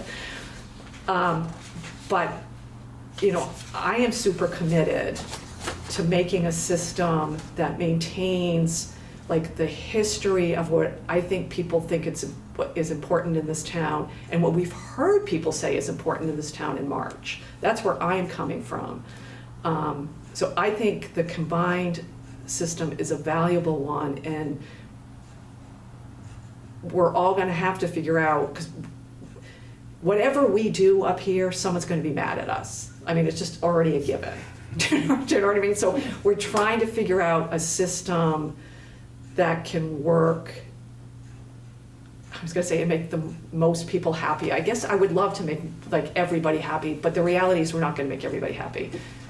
But I want to make a system that, makes it so that people can participate in it and feel like they have a place in it and a voice in it. But I'm super become realizing no matter what we do, we're not going to make everybody happy. But I would love to make everybody happy. I'm waiting for that thunderbolt to come down. That's not gonna happen. No, that's it. It's not going to happen. Can I just say that supermajority, in my mind, disenfranchises a whole subset of people who are just not able to be there, okay, for the OTM or RTM. Mm-hmm. And frankly, I'm having flashbacks to the people defending RTM, which in my mind was they felt an entitlement to make decisions on other people's behalf. And those people, by the way, include individuals that built this town, that have worked very, very hard their entire lives. And they're watching via Zoom, or they're watching the rerun on BCTV, and they're not able to partake in that. Mm-hmm. And by putting that supermajority in place, you're negating their voices in that respect. I just want to let you know, I hear you. I hear what you're saying. I'm not sitting here not hearing. I think it's fine for us to disagree, but I think it's important for us to understand that if we are taking away a vote from a power from individuals, that's pretty important to think about. Yeah. Did you want to say something, Malaya? Yeah, I was just going to say that I think that what we're trying to do, combining the two, is the only way we can go to the legislature and have a charter that they can approve. Because they're looking at 2 positive votes. And we don't want them to pick one. That's one point. The other point is, I'm really thinking about the 60%, but I will tell you that at this point I'm leaning toward it because OTM is where people can talk about the budget and it can be amended. And the final budget would then go to Australian ballot. So I guess that's all I have to say right now. But I have to say that Maya, even you said that if it happens on a certain date, you can't make it, right? What Well, about all the individuals who are professionals working we're or have talking- disabilities, right? I'm just talking about I'm not- a calendar alternative. You guys, I got 2 people. Yeah, I'm just not negating what you're saying. I'm adding to what you're saying. Pardon me, Maya. No, but we have the power to change the date if we want to, or pick a different alternative. That's all. We'll go to Neil and then Tom.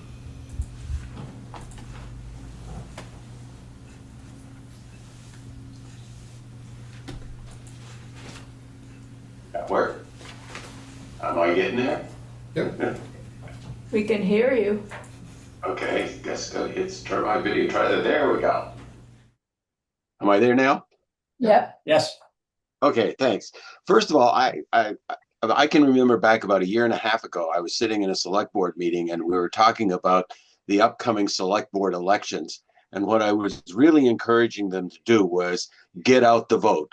And I wasn't particularly backing any particular candidate, but the idea was, what can this town do to raise the number of percentage of eligible voters to get to the polls and actually do some voting?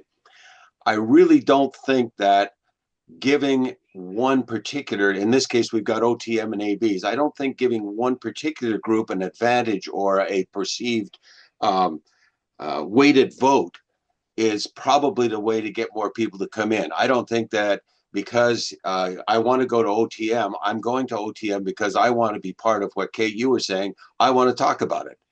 And my vote isn't necessarily have to be at that super majority in order for something to happen. I do think what needs to happen is drastically get out the votes. How do we do that? Are we doing anything with high school kids?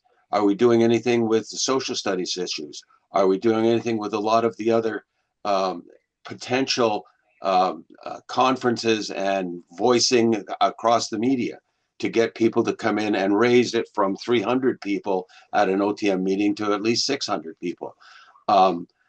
So I think we can do this in other ways and maintain the 50-50 balance without having to jump into, well, if you come to this one, your vote counts more. And I do have a tendency to agree with what Tim's saying. I would love to see us be able to somehow or other zoom into some of these meetings or zoom into some of the voting systems. And we talked very briefly about that. If Peter, I think you were there. We were saying, well, isn't there some way that we could have an open town meeting where I can't get there because my 2 legs are broken? Can't I come in on a Zoom somehow and do that? And we've never really talked more about it. Yeah, how is that even possible? And I know that that's not going to show up in the charter, but I do think that we need to talk about voting as a citizen's right and duty, as opposed to, well, gee, I just feel like talking to somebody today. So hopefully we can keep it down. I would like to at least respond to that. Neil, the last thing you said was maybe hybrid can't be addressed in the charter. I would also say in getting high schoolers involved or getting out the vote is also not the scope of the charter. That is. Yeah, I agree with you. It's not the scope of to have that written in the charter, but it is the scope of the charter to not put in an advantage to one particular system versus the other. I'm done. Thanks. Hang in there, guys. Tom? Thank you. I think I got the tech worked out. You just said there's a very compelling reason to show up at OTM. You know, you say we need the 60% to give it some value. You just said OTM can amend the budget. That seems in and of itself a very good, those who want to amend the budget are going to make a point of showing up. I did want to raise 2 points about the story that's being told about, let's call it congregate meetings, meetings where people are in person. The 2 things that keep getting mentioned. One that I've been mentioning a lot, and Timothy referred to, is the barriers. You know, there are a lot of people who cannot make a meeting, and voters who don't have flexibility in their work hours, shift workers, active duty service personnel, first responders, healthcare workers, etc. Then there are various types of barriers to voters, child care or adult care responsibilities. And just because there is a compensation or some fund that may not go all the way around to take care of those things doesn't mean you can find it. You need transportation to get there. You need to have freedom from a variety of physical constraints to be able to either be there or participate. And I brought these up multiple times. Nobody has ever said, oh, no, they're not real, because they are. And the only answer that has been to these is, well, if it really matters to them, they'll work it out to get to OTM, which really is not compassionate to the lives of others. I'll just leave it at that. And the second thing that keeps getting talked about is the value of open town meeting or representative town meeting, where we all get together and discuss. And you, Peter, you didn't offer this as a reason for the 60%, but it does seem it has been offered many times. It gets a better decision. There's been no one, I've challenged this. I've offered research to say that it's not true, that this type of structure, this size of body can only make a sound decision when it has a very different structure from RTM and OTM. And there's been nobody saying, oh no, yes, here's the proof. Here's the peer-reviewed journals. So I do not see that there is any strong justification for your 60% disenfranchisement of the people who are voting by Australian ballot. And if you look at it, you do some math, you have 400 people voting to approve the budget, of which it requires a separate simple majority. So let's say you have 201 people who approve the budget. You have 2,000 people who are voting in Australian ballot, and you're requiring, math, 1,200 to reject it, which is 1,000 more. And proportionally, it just does not seem to be one person, one vote, which is what I started with a year and a half ago. So thank you for your time. Thanks, Tom.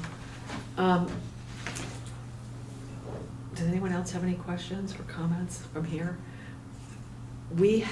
Because we have to be done our work on July 30th. We are scheduled to go to the select board. If we want our charter on the November 3rd ballot, we have to give our charter to the select board on August 4th, which means we need to do, our next meeting is July 14th. We need to make a decision on July 14th on if we're gonna combine the systems. Hannah's not here tonight, so we're not taking a vote. We're not going to make a final decision. But what would be incredibly helpful for me in planning for July 14th, and I'm not holding anybody to anything right now because we have a month and you've got to get things in your head, is it worth, let me put it this way, is it worth my time to draft charter language for a combined system so that people could see it? Or are there people here that have just totally ruled it out and don't want to combine it, and it's not worth the time to draft language? Which alternative would you draft? I could like I mean, do. the dates are changeable. Yeah. It's The more generic about language. the timing of things. Okay. I agree with that. Yeah, If Yeah, if we're, that's- if we're inclined to approve a combined system, Yeah, the framework could be Right. drafted before the next meeting. and so we can look on July 14th at, here's what it would mean to add, because we're gonna have to decide on an alternative. what we're gonna do on July 14th, because we have July 14th, July 23rd, and July 28th, our plan was just to come together to say, here's the charters, anybody see any typos in it? Do you know what I mean?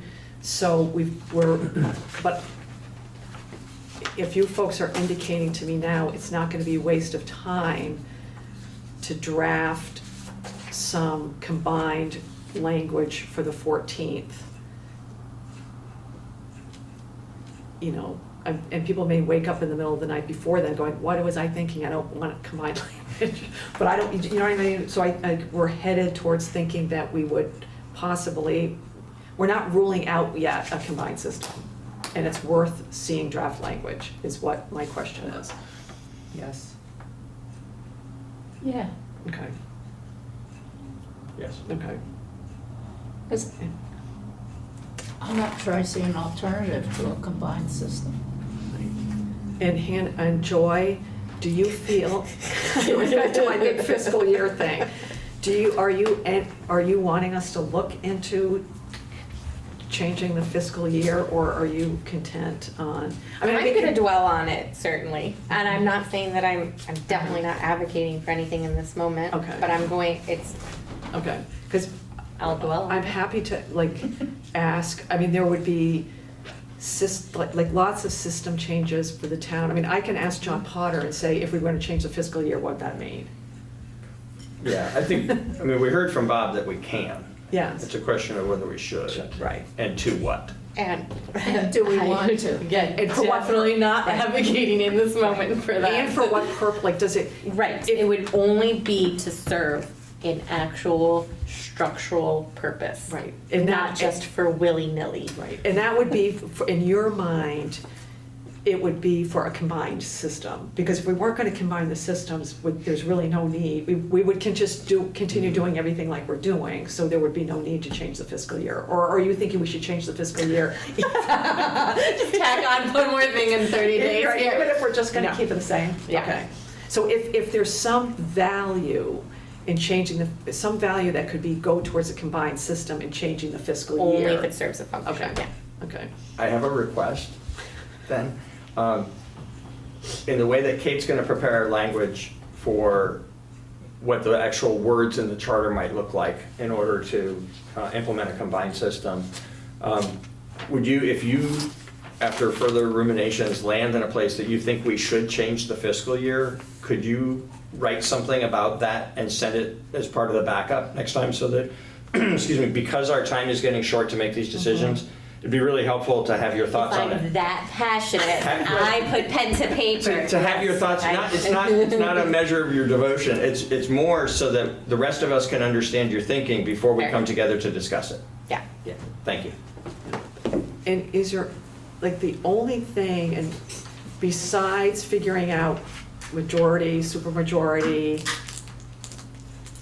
and January, March, or May, which are just basic, I don't see that we have to do any more research into understanding what the implications of that are. Is there, we still have a couple more agenda items, so people can maybe think in the middle of the meeting, but I haven't heard, unless I missed it, besides how it would, how the language would be in the charter and changing the fiscal year, any other questions that anybody has brought up, like, oh, I need to know this in order to make this decision. That doesn't mean it can't come up, because that's, I think of things at weird times. But if we do those two things and we come back on the 14th, I see us we have to make, we shouldn't sit through a whole other meeting and go, we can't decide tonight. Like, we have to decide. And We have to Yeah. pick an alternative. Yes. Yes. But everybody feels like we can do that on the 14th as of like sitting here right now if we provide this information. Yeah. Okay. Okay. Okay. So that's gonna be our goal, everybody.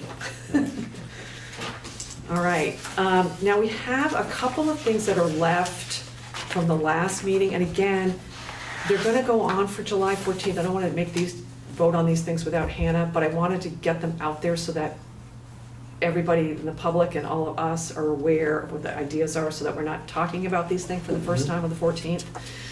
I wanna just skip over if we look at the memo that says potential changes discussed at the June 4th, 2026 meeting. I want to just skip over number 1 for right now because that's going to involve a little bit of a conversation.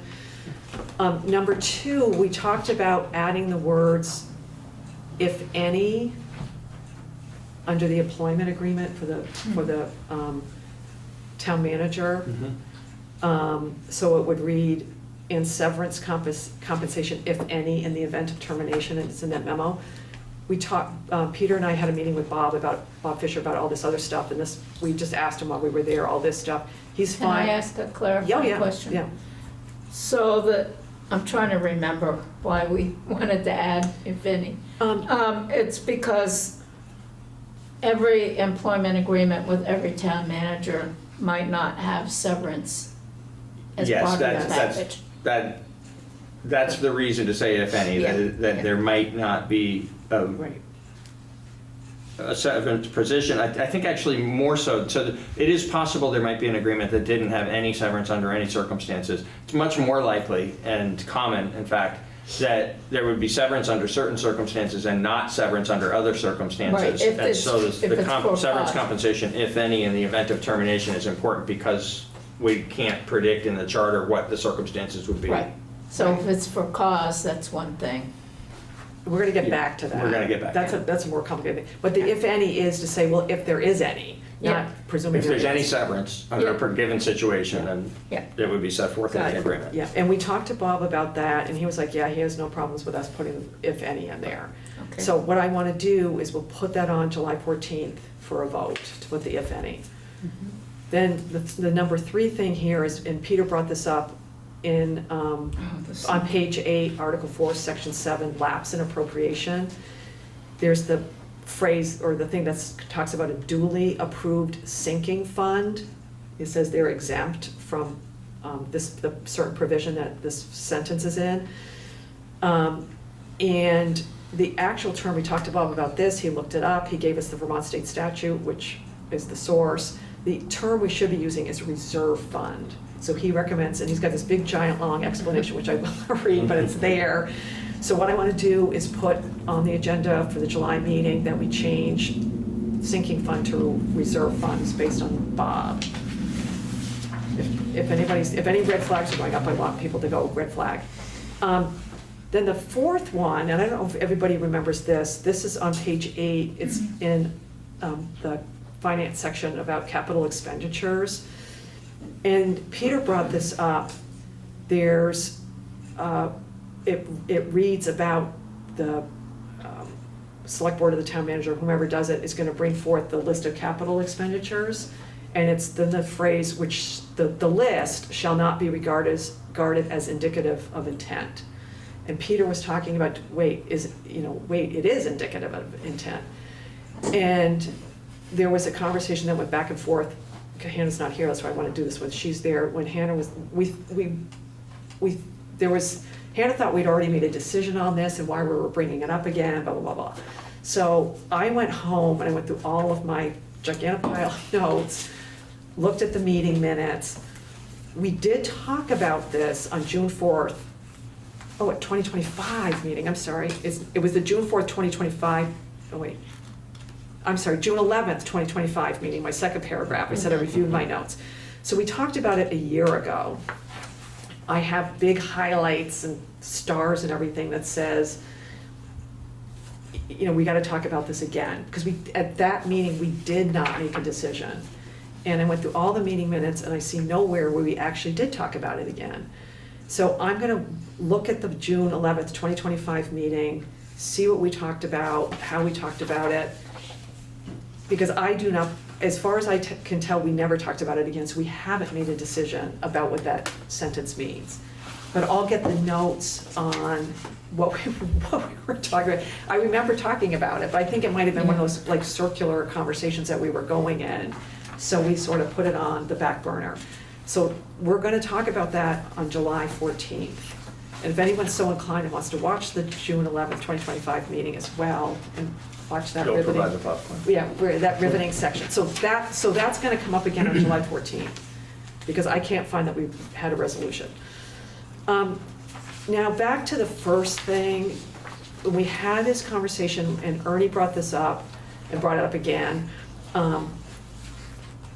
about removing the for cause under, you know, the town manager may be removed for cause. Peter and I had a long conversation with Bob about this when we were in talking to him. He says we cannot remove that language because it's in state statute. We had a huge go-around. We don't agree, Peter and I admittedly are not lawyers, but we don't agree with Bob. We're having a fundamental disagreement with the town attorney on this. And subsequently, after Ernie saw this memo, Ernie emailed us, and you know, I shared it with everybody, raising this issue again. And I sent your email to Bob and said, Bob, I agree with Ernie. I don't understand why we have to have this in there. So subsequently, Bob emailed us back and is still insisting that we cannot take it out. And so this is an issue, you know, as we know through this whole process, our charter is here because we want to do things. I mean, the fundamental thing gets down to it with Bob is that, you know, he's telling us that for cause is in state statute, and that the Charter Commission shouldn't get into the employment agreement. And our argument, Peter, you can weigh in on this, is that we don't want to get in with the employment agreement. That's why we shouldn't have the for cause in there. So I think there's two things at play here, one of which is a conversation we've had at different times about different topics that recurs here, which is the idea that you only include in the proposed charter language things where you play, you know, aspects of governance where you want to differ from state statute. So the fact that state statute calls for something, we feel isn't a sufficient reason to follow that and put that language into the charter document. It's actually a reason not to put that language in the charter document. Because we've been taking things out. Just travel under the statute instead. We think that it's important to make a change here rather than just travel under the statute, because we've already agreed in our consideration of the fullness of the charter that it's important to have the section that calls for an employment agreement between the manager and the select board, that be negotiated between the manager and the select board. It's between the manager and the town. So the agreement that is going to be required by charter, if this all gets approved, is going to set forth the terms of employment, including things related to termination and things related to doing the job and the compensation and consideration of doing the job. And so that agreement is going to get negotiated. There'll be a different agreement for each manager. It'll be negotiated between the manager and the given select board at the time. It's going to say what it says about termination, as well as about, you know, all other aspects of the town manager's relationship with the town.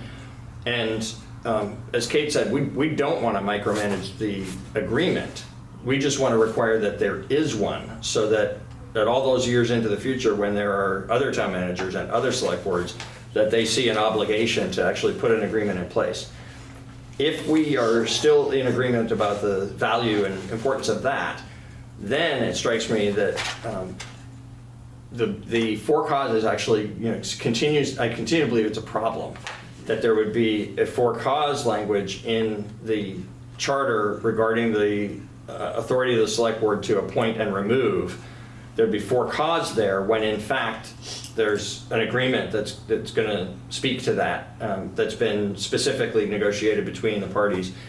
And what we talked about when we brought this up previously was not getting rid of for cause and calling it a day, but rather replacing the for cause words with words that said something to the effect of, as set forth in the agreement that is required by section blah, blah, blah of this charter. So that section, instead of saying the town manager, the select board can appoint and remove for cause, would say can appoint and remove in accordance with the agreement, blah, blah, blah.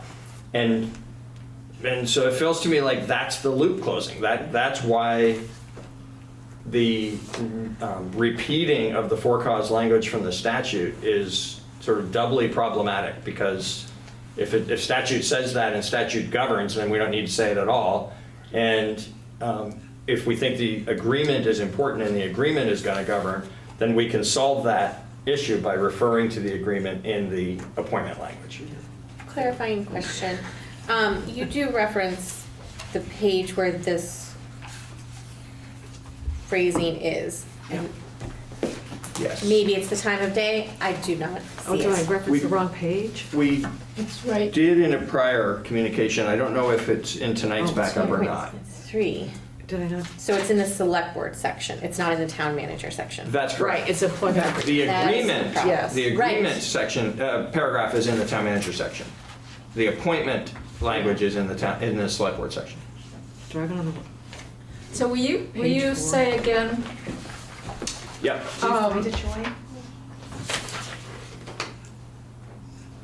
on the red line? I think Peter explained it eloquently, but I think simply you're essentially, to make it oversimplified, you're basically having two contracts, or two things legally you can look at, the charter language and the employment contract.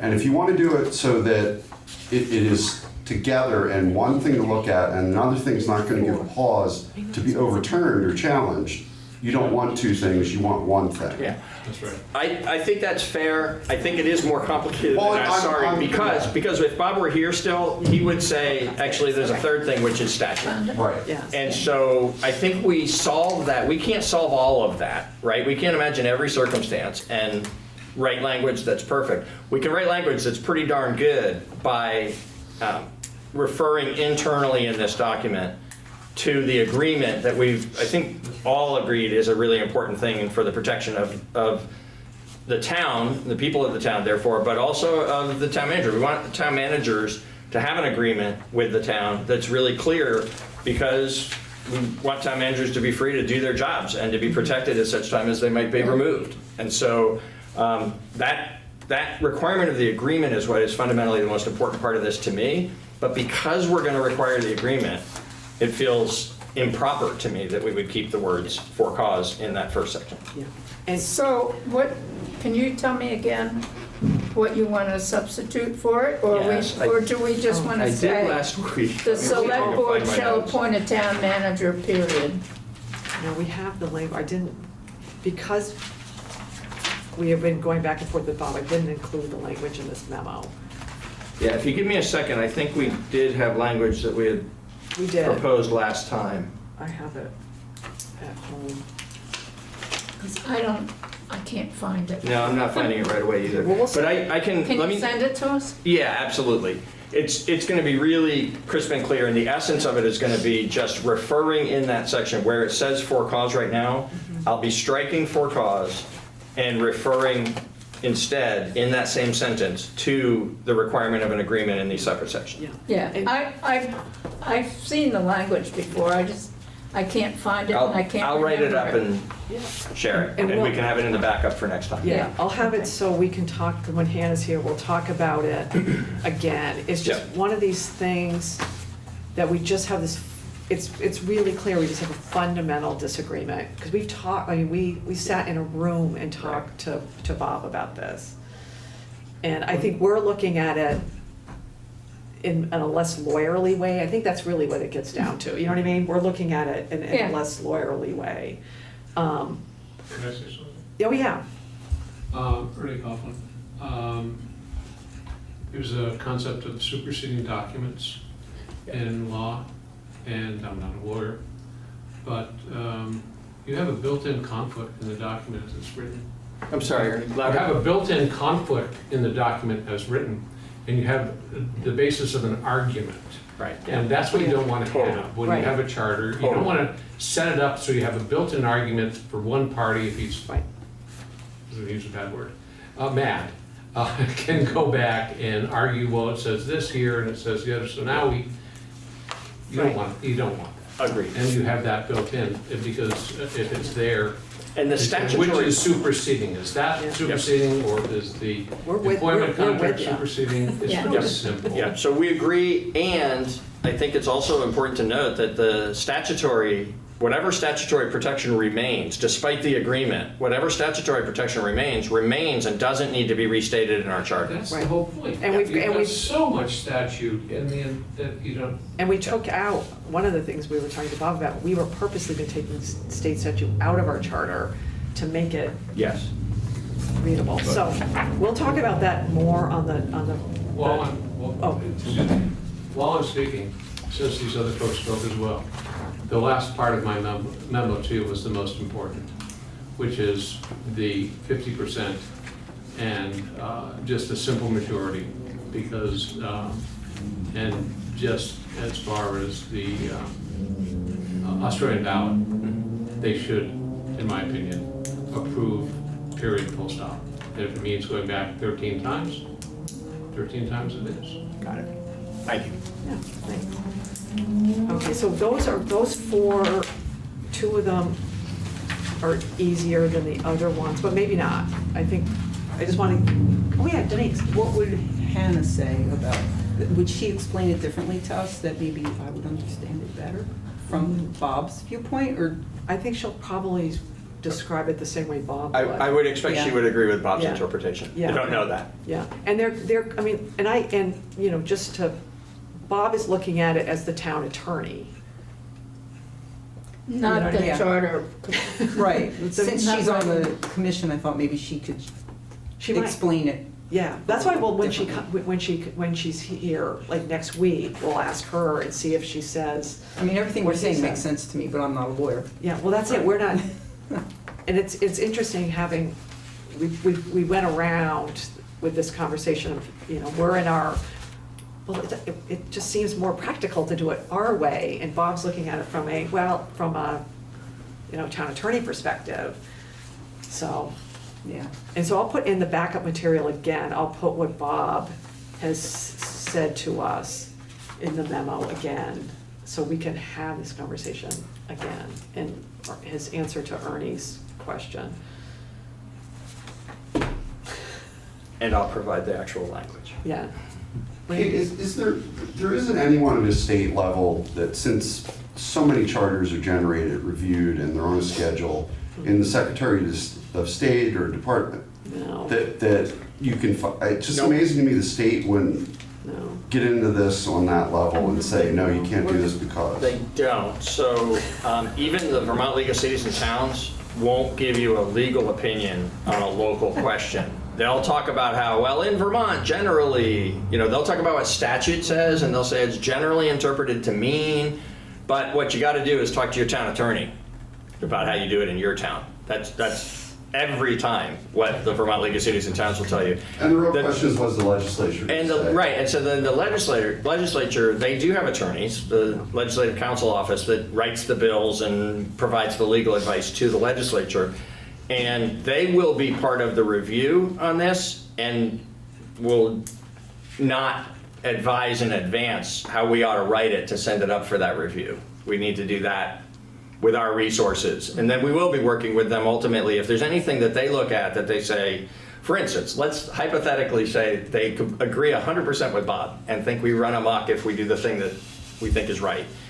Then they're going to say so when the legislature starts to look at this. Legislative Council is going to say, oh, you got to put this for cause back in. You can't take that out. And then we'd have a conversation there about it. Yeah. Yep. Okay, so those are gonna go back on the agenda for the 14th, and we'll make those decisions then, so we can have all of that language wrapped up too.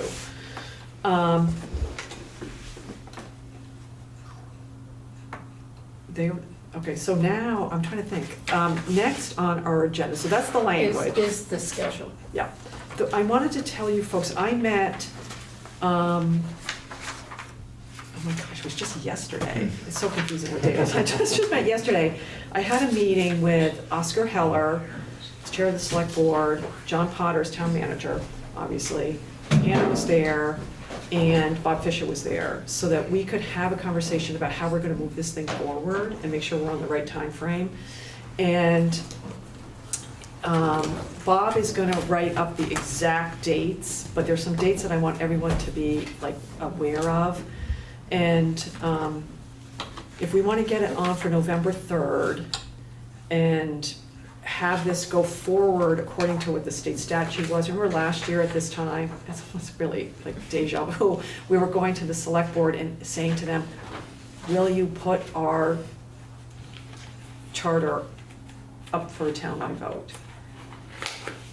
Yeah. The plan is to do the same thing, and this process does open us up for the select board to be The able to change question's it. not, will you? The question is, We want you to. warn it. Yes, Yes. but It's not, no, well, question. it's not a question, it's a Please- statement, it's a statement. Please warn these changes for a Right, vote right. on November 3rd. That's right. That's what we're gonna ask. You know, they do have the ability to change our charter if they want. We're gonna hopefully write a nice memo that says we just take our stuff and put it. What they have to do in order to do this and get this all done by November 3rd is they have to have their first, they're having one meeting right now. They might change this in August, which is August 4th. They don't have to do anything at that meeting, but on their first meeting in September, which is September 1st, they're gonna have to warn, because I'm gonna back up. So if it's November 3rd, according to state statute, they're required to have a public hearing at least 30 days in advance. So that would be around October 1st or October 2nd. They have to have a public hearing. Well, they have to warn that 30 days in advance, which means on their September 1st meeting, they'll warn the first public hearing on the charter. And then 10 days after that, within 10 days after that, they have to have a second public hearing. So on September 1st, the select board's gonna talk about the charter in context of warning the meeting. Then somewhere around October 1st, and we're gonna get all these dates, they'll have their first public hearing, and they may have the next public hearing like 5 days later, on October 6th or something, where they're It just has to be within 10 days. yeah, within 10 days. So they're gonna work on getting us these dates. So, and I just wanna ask you folks, because I've been thinking a lot about this. I said to Oscar, I said, how would you guys think about on your hearing, having us there and allowing us to talk about our charter, you know, go through it? And yesterday at 3 in the afternoon, I thought that was a good idea. Like, oh, it's a really good idea, we'll do it at the same meeting. Then, of course, like 12 hours later when I was lying in bed, I like woke up going, what am I thinking? You know, the first time we present our charter and get to go through it and explain it should not be at a hearing that the select board can tell us you only have 3 minutes. Do you know what I mean? It should be at our own thing.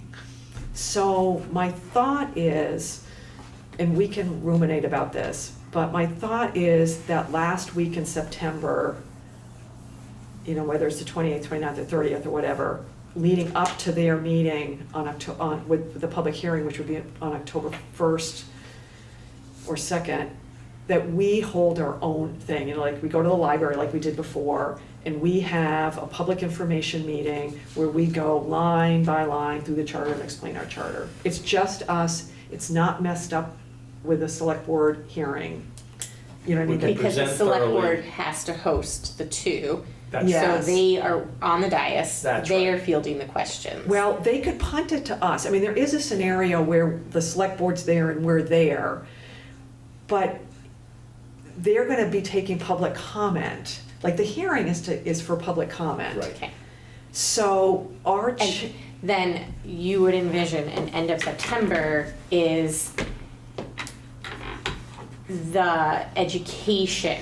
More like the information meeting. yes, Less like a Because hearing and more public like the hearing. information Yes. meeting. And that is gonna have to be what's very well communicated, Yeah. the Yes. different functions. Yes, exactly. totally. It's us doing the official, and I'm only suggesting the end of September because people will get it in their minds when they, because the next Fresh. week.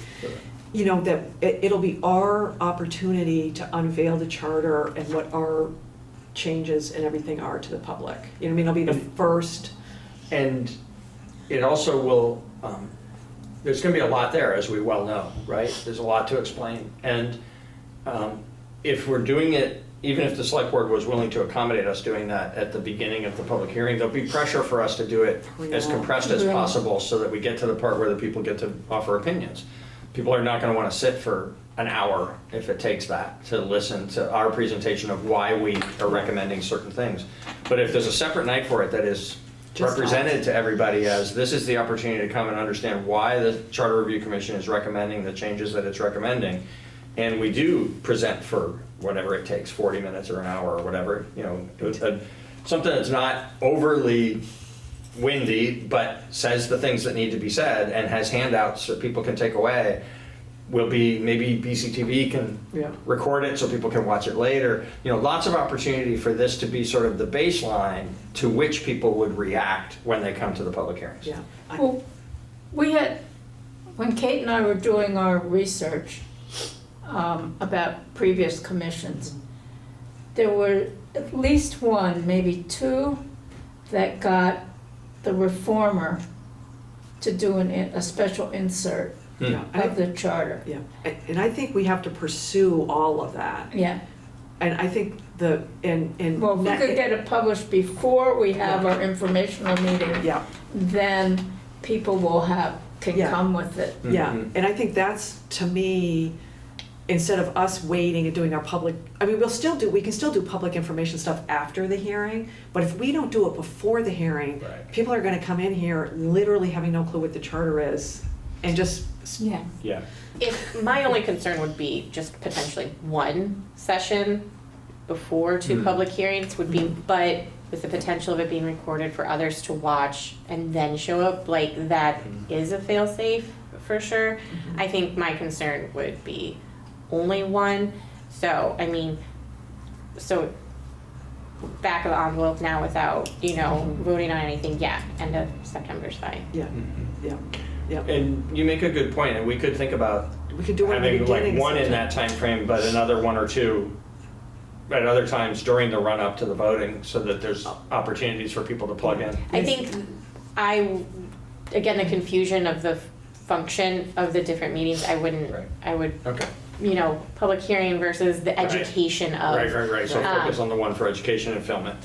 Well, there still could be two education, Oh, okay. but, and I don't know, again, it's like what our supports are, and I'm not wedded to having two sessions, but I would like to entertain the idea of two sessions. Yes. But keeping them separate from the public hearing, so that way there's Yes. no confusion of Yeah. those. That makes Yeah. sense.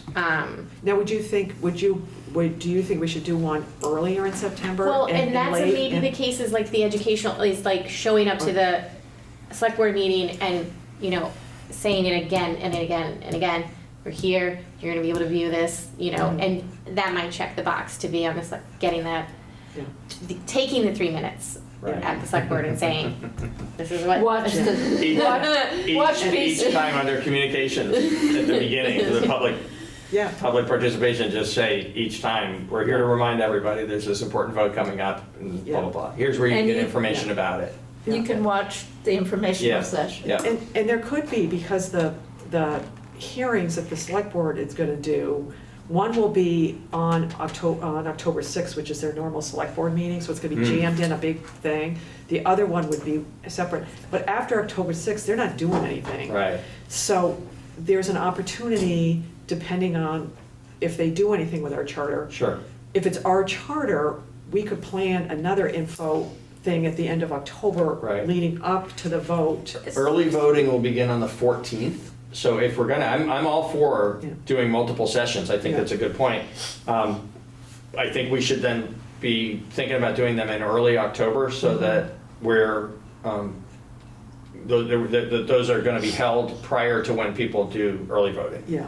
And- Not just the November 3rd. Yeah, and last year, and I'm happy to talk to the Commons about this, you know, they did that info event along with, it was BCTV and the Commons, did that event, organized an event where they had a conversation. So, I mean, I think we definitely have to do one for ourselves. Right.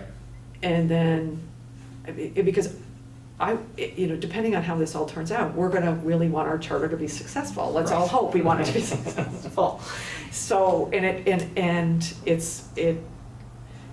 it just, to me, I wanna make sure people know what they're voting on. And they're not thinking they're voting on something that they're actually misinformed about.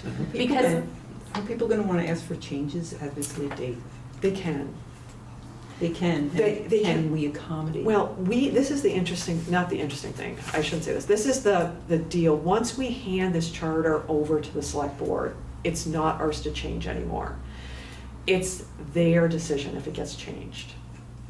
So that's why I say, you know, we're gonna give them a charter, and I'm gonna start drafting a memo so that we can all look, because we're gonna have our charter on July 28th.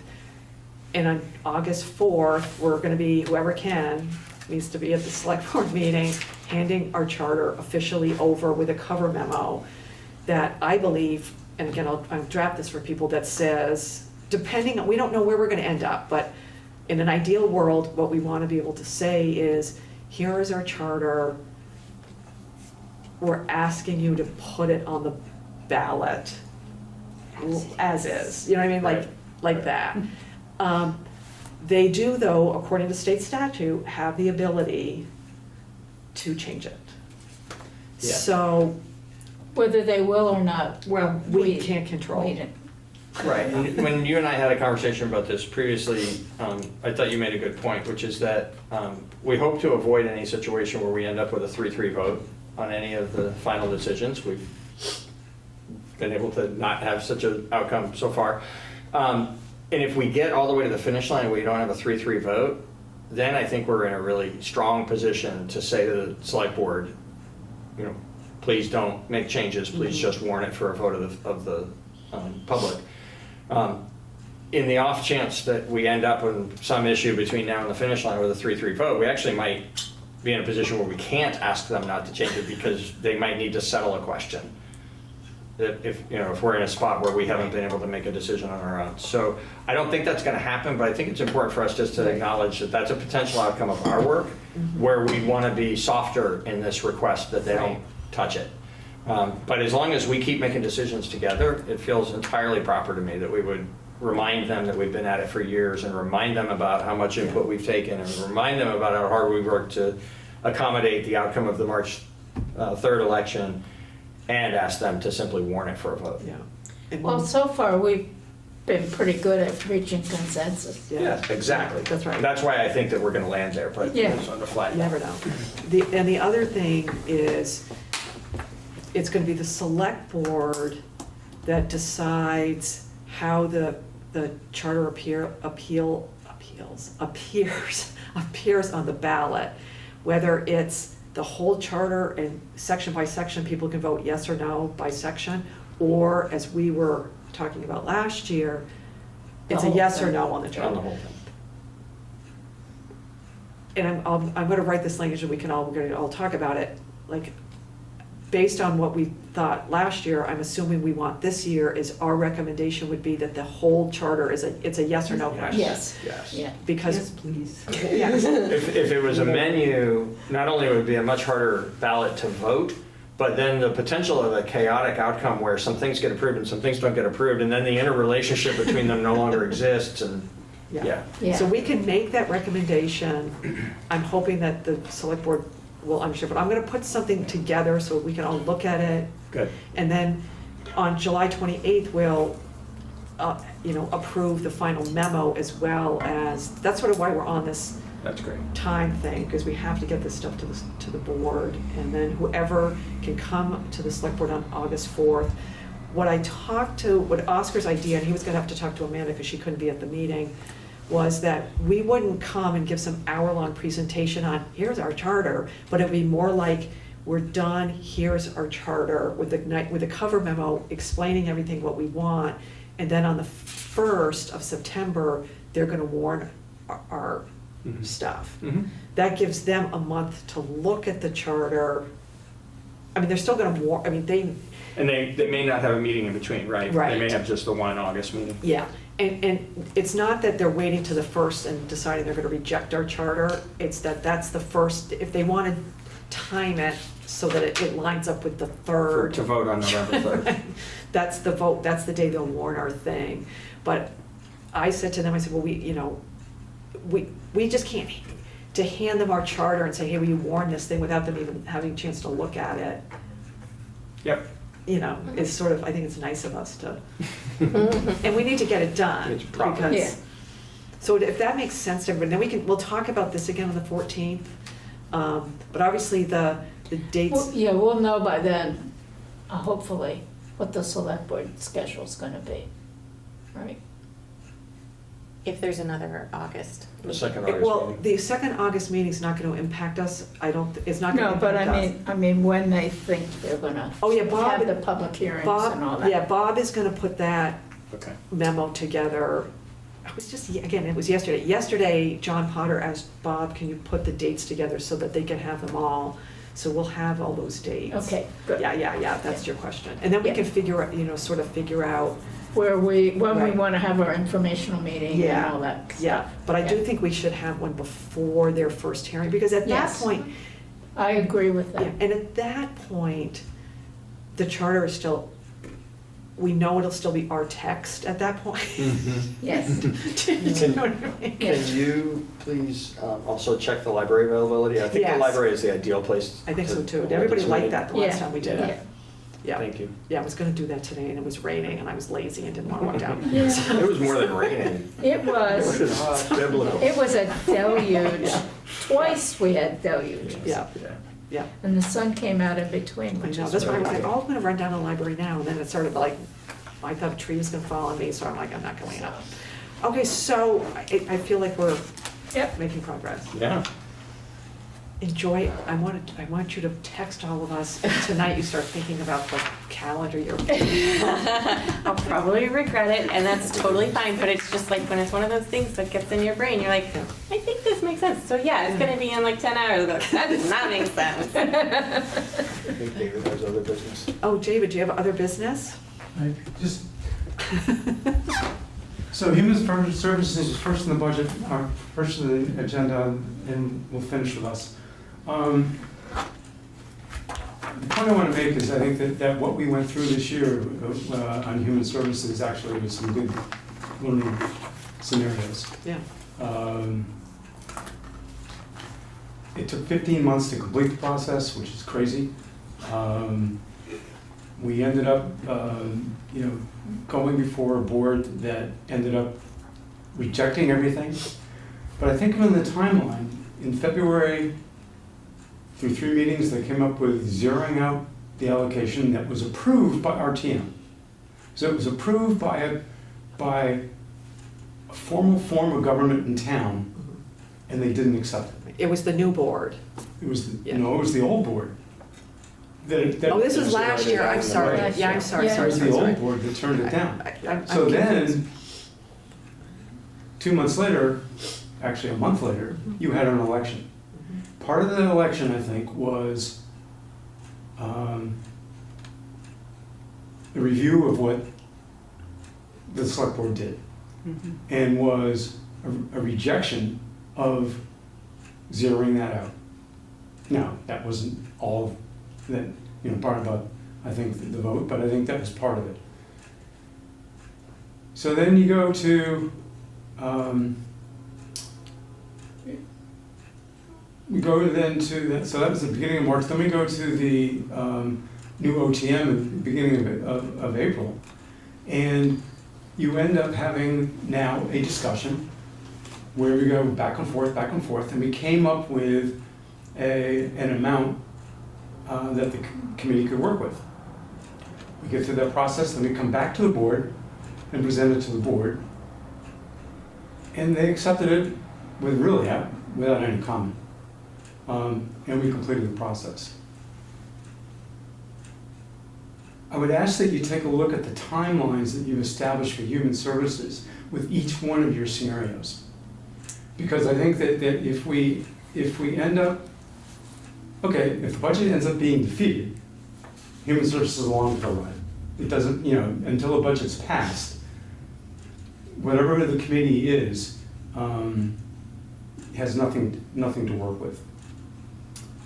If though, I think the comment was made that if the select board happens to turn it down, then they have to write a reason, and then it goes back before the voters. Depending upon when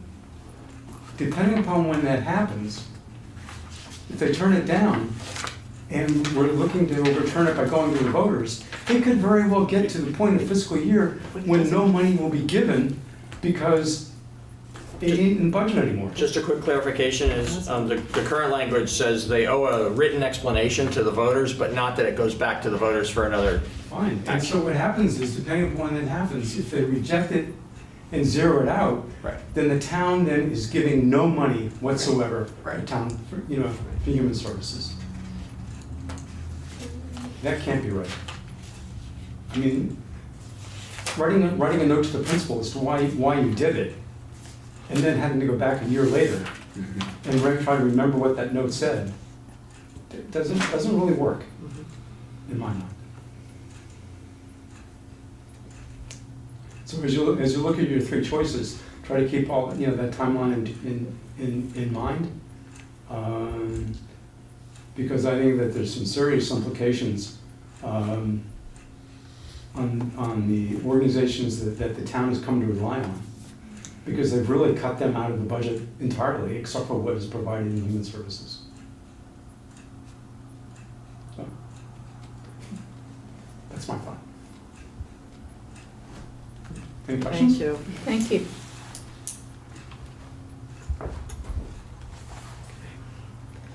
You've had a hell of 3 years. I can't believe you kept it up.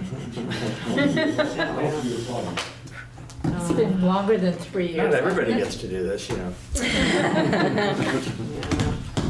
Okay, so, no other business? Anybody else? Somebody want to make a motion to adjourn? So moved. Denise. Denise moves to adjourn. All those in favor? Aye. Anyone opposed? No. All right. Let's talk about the agenda.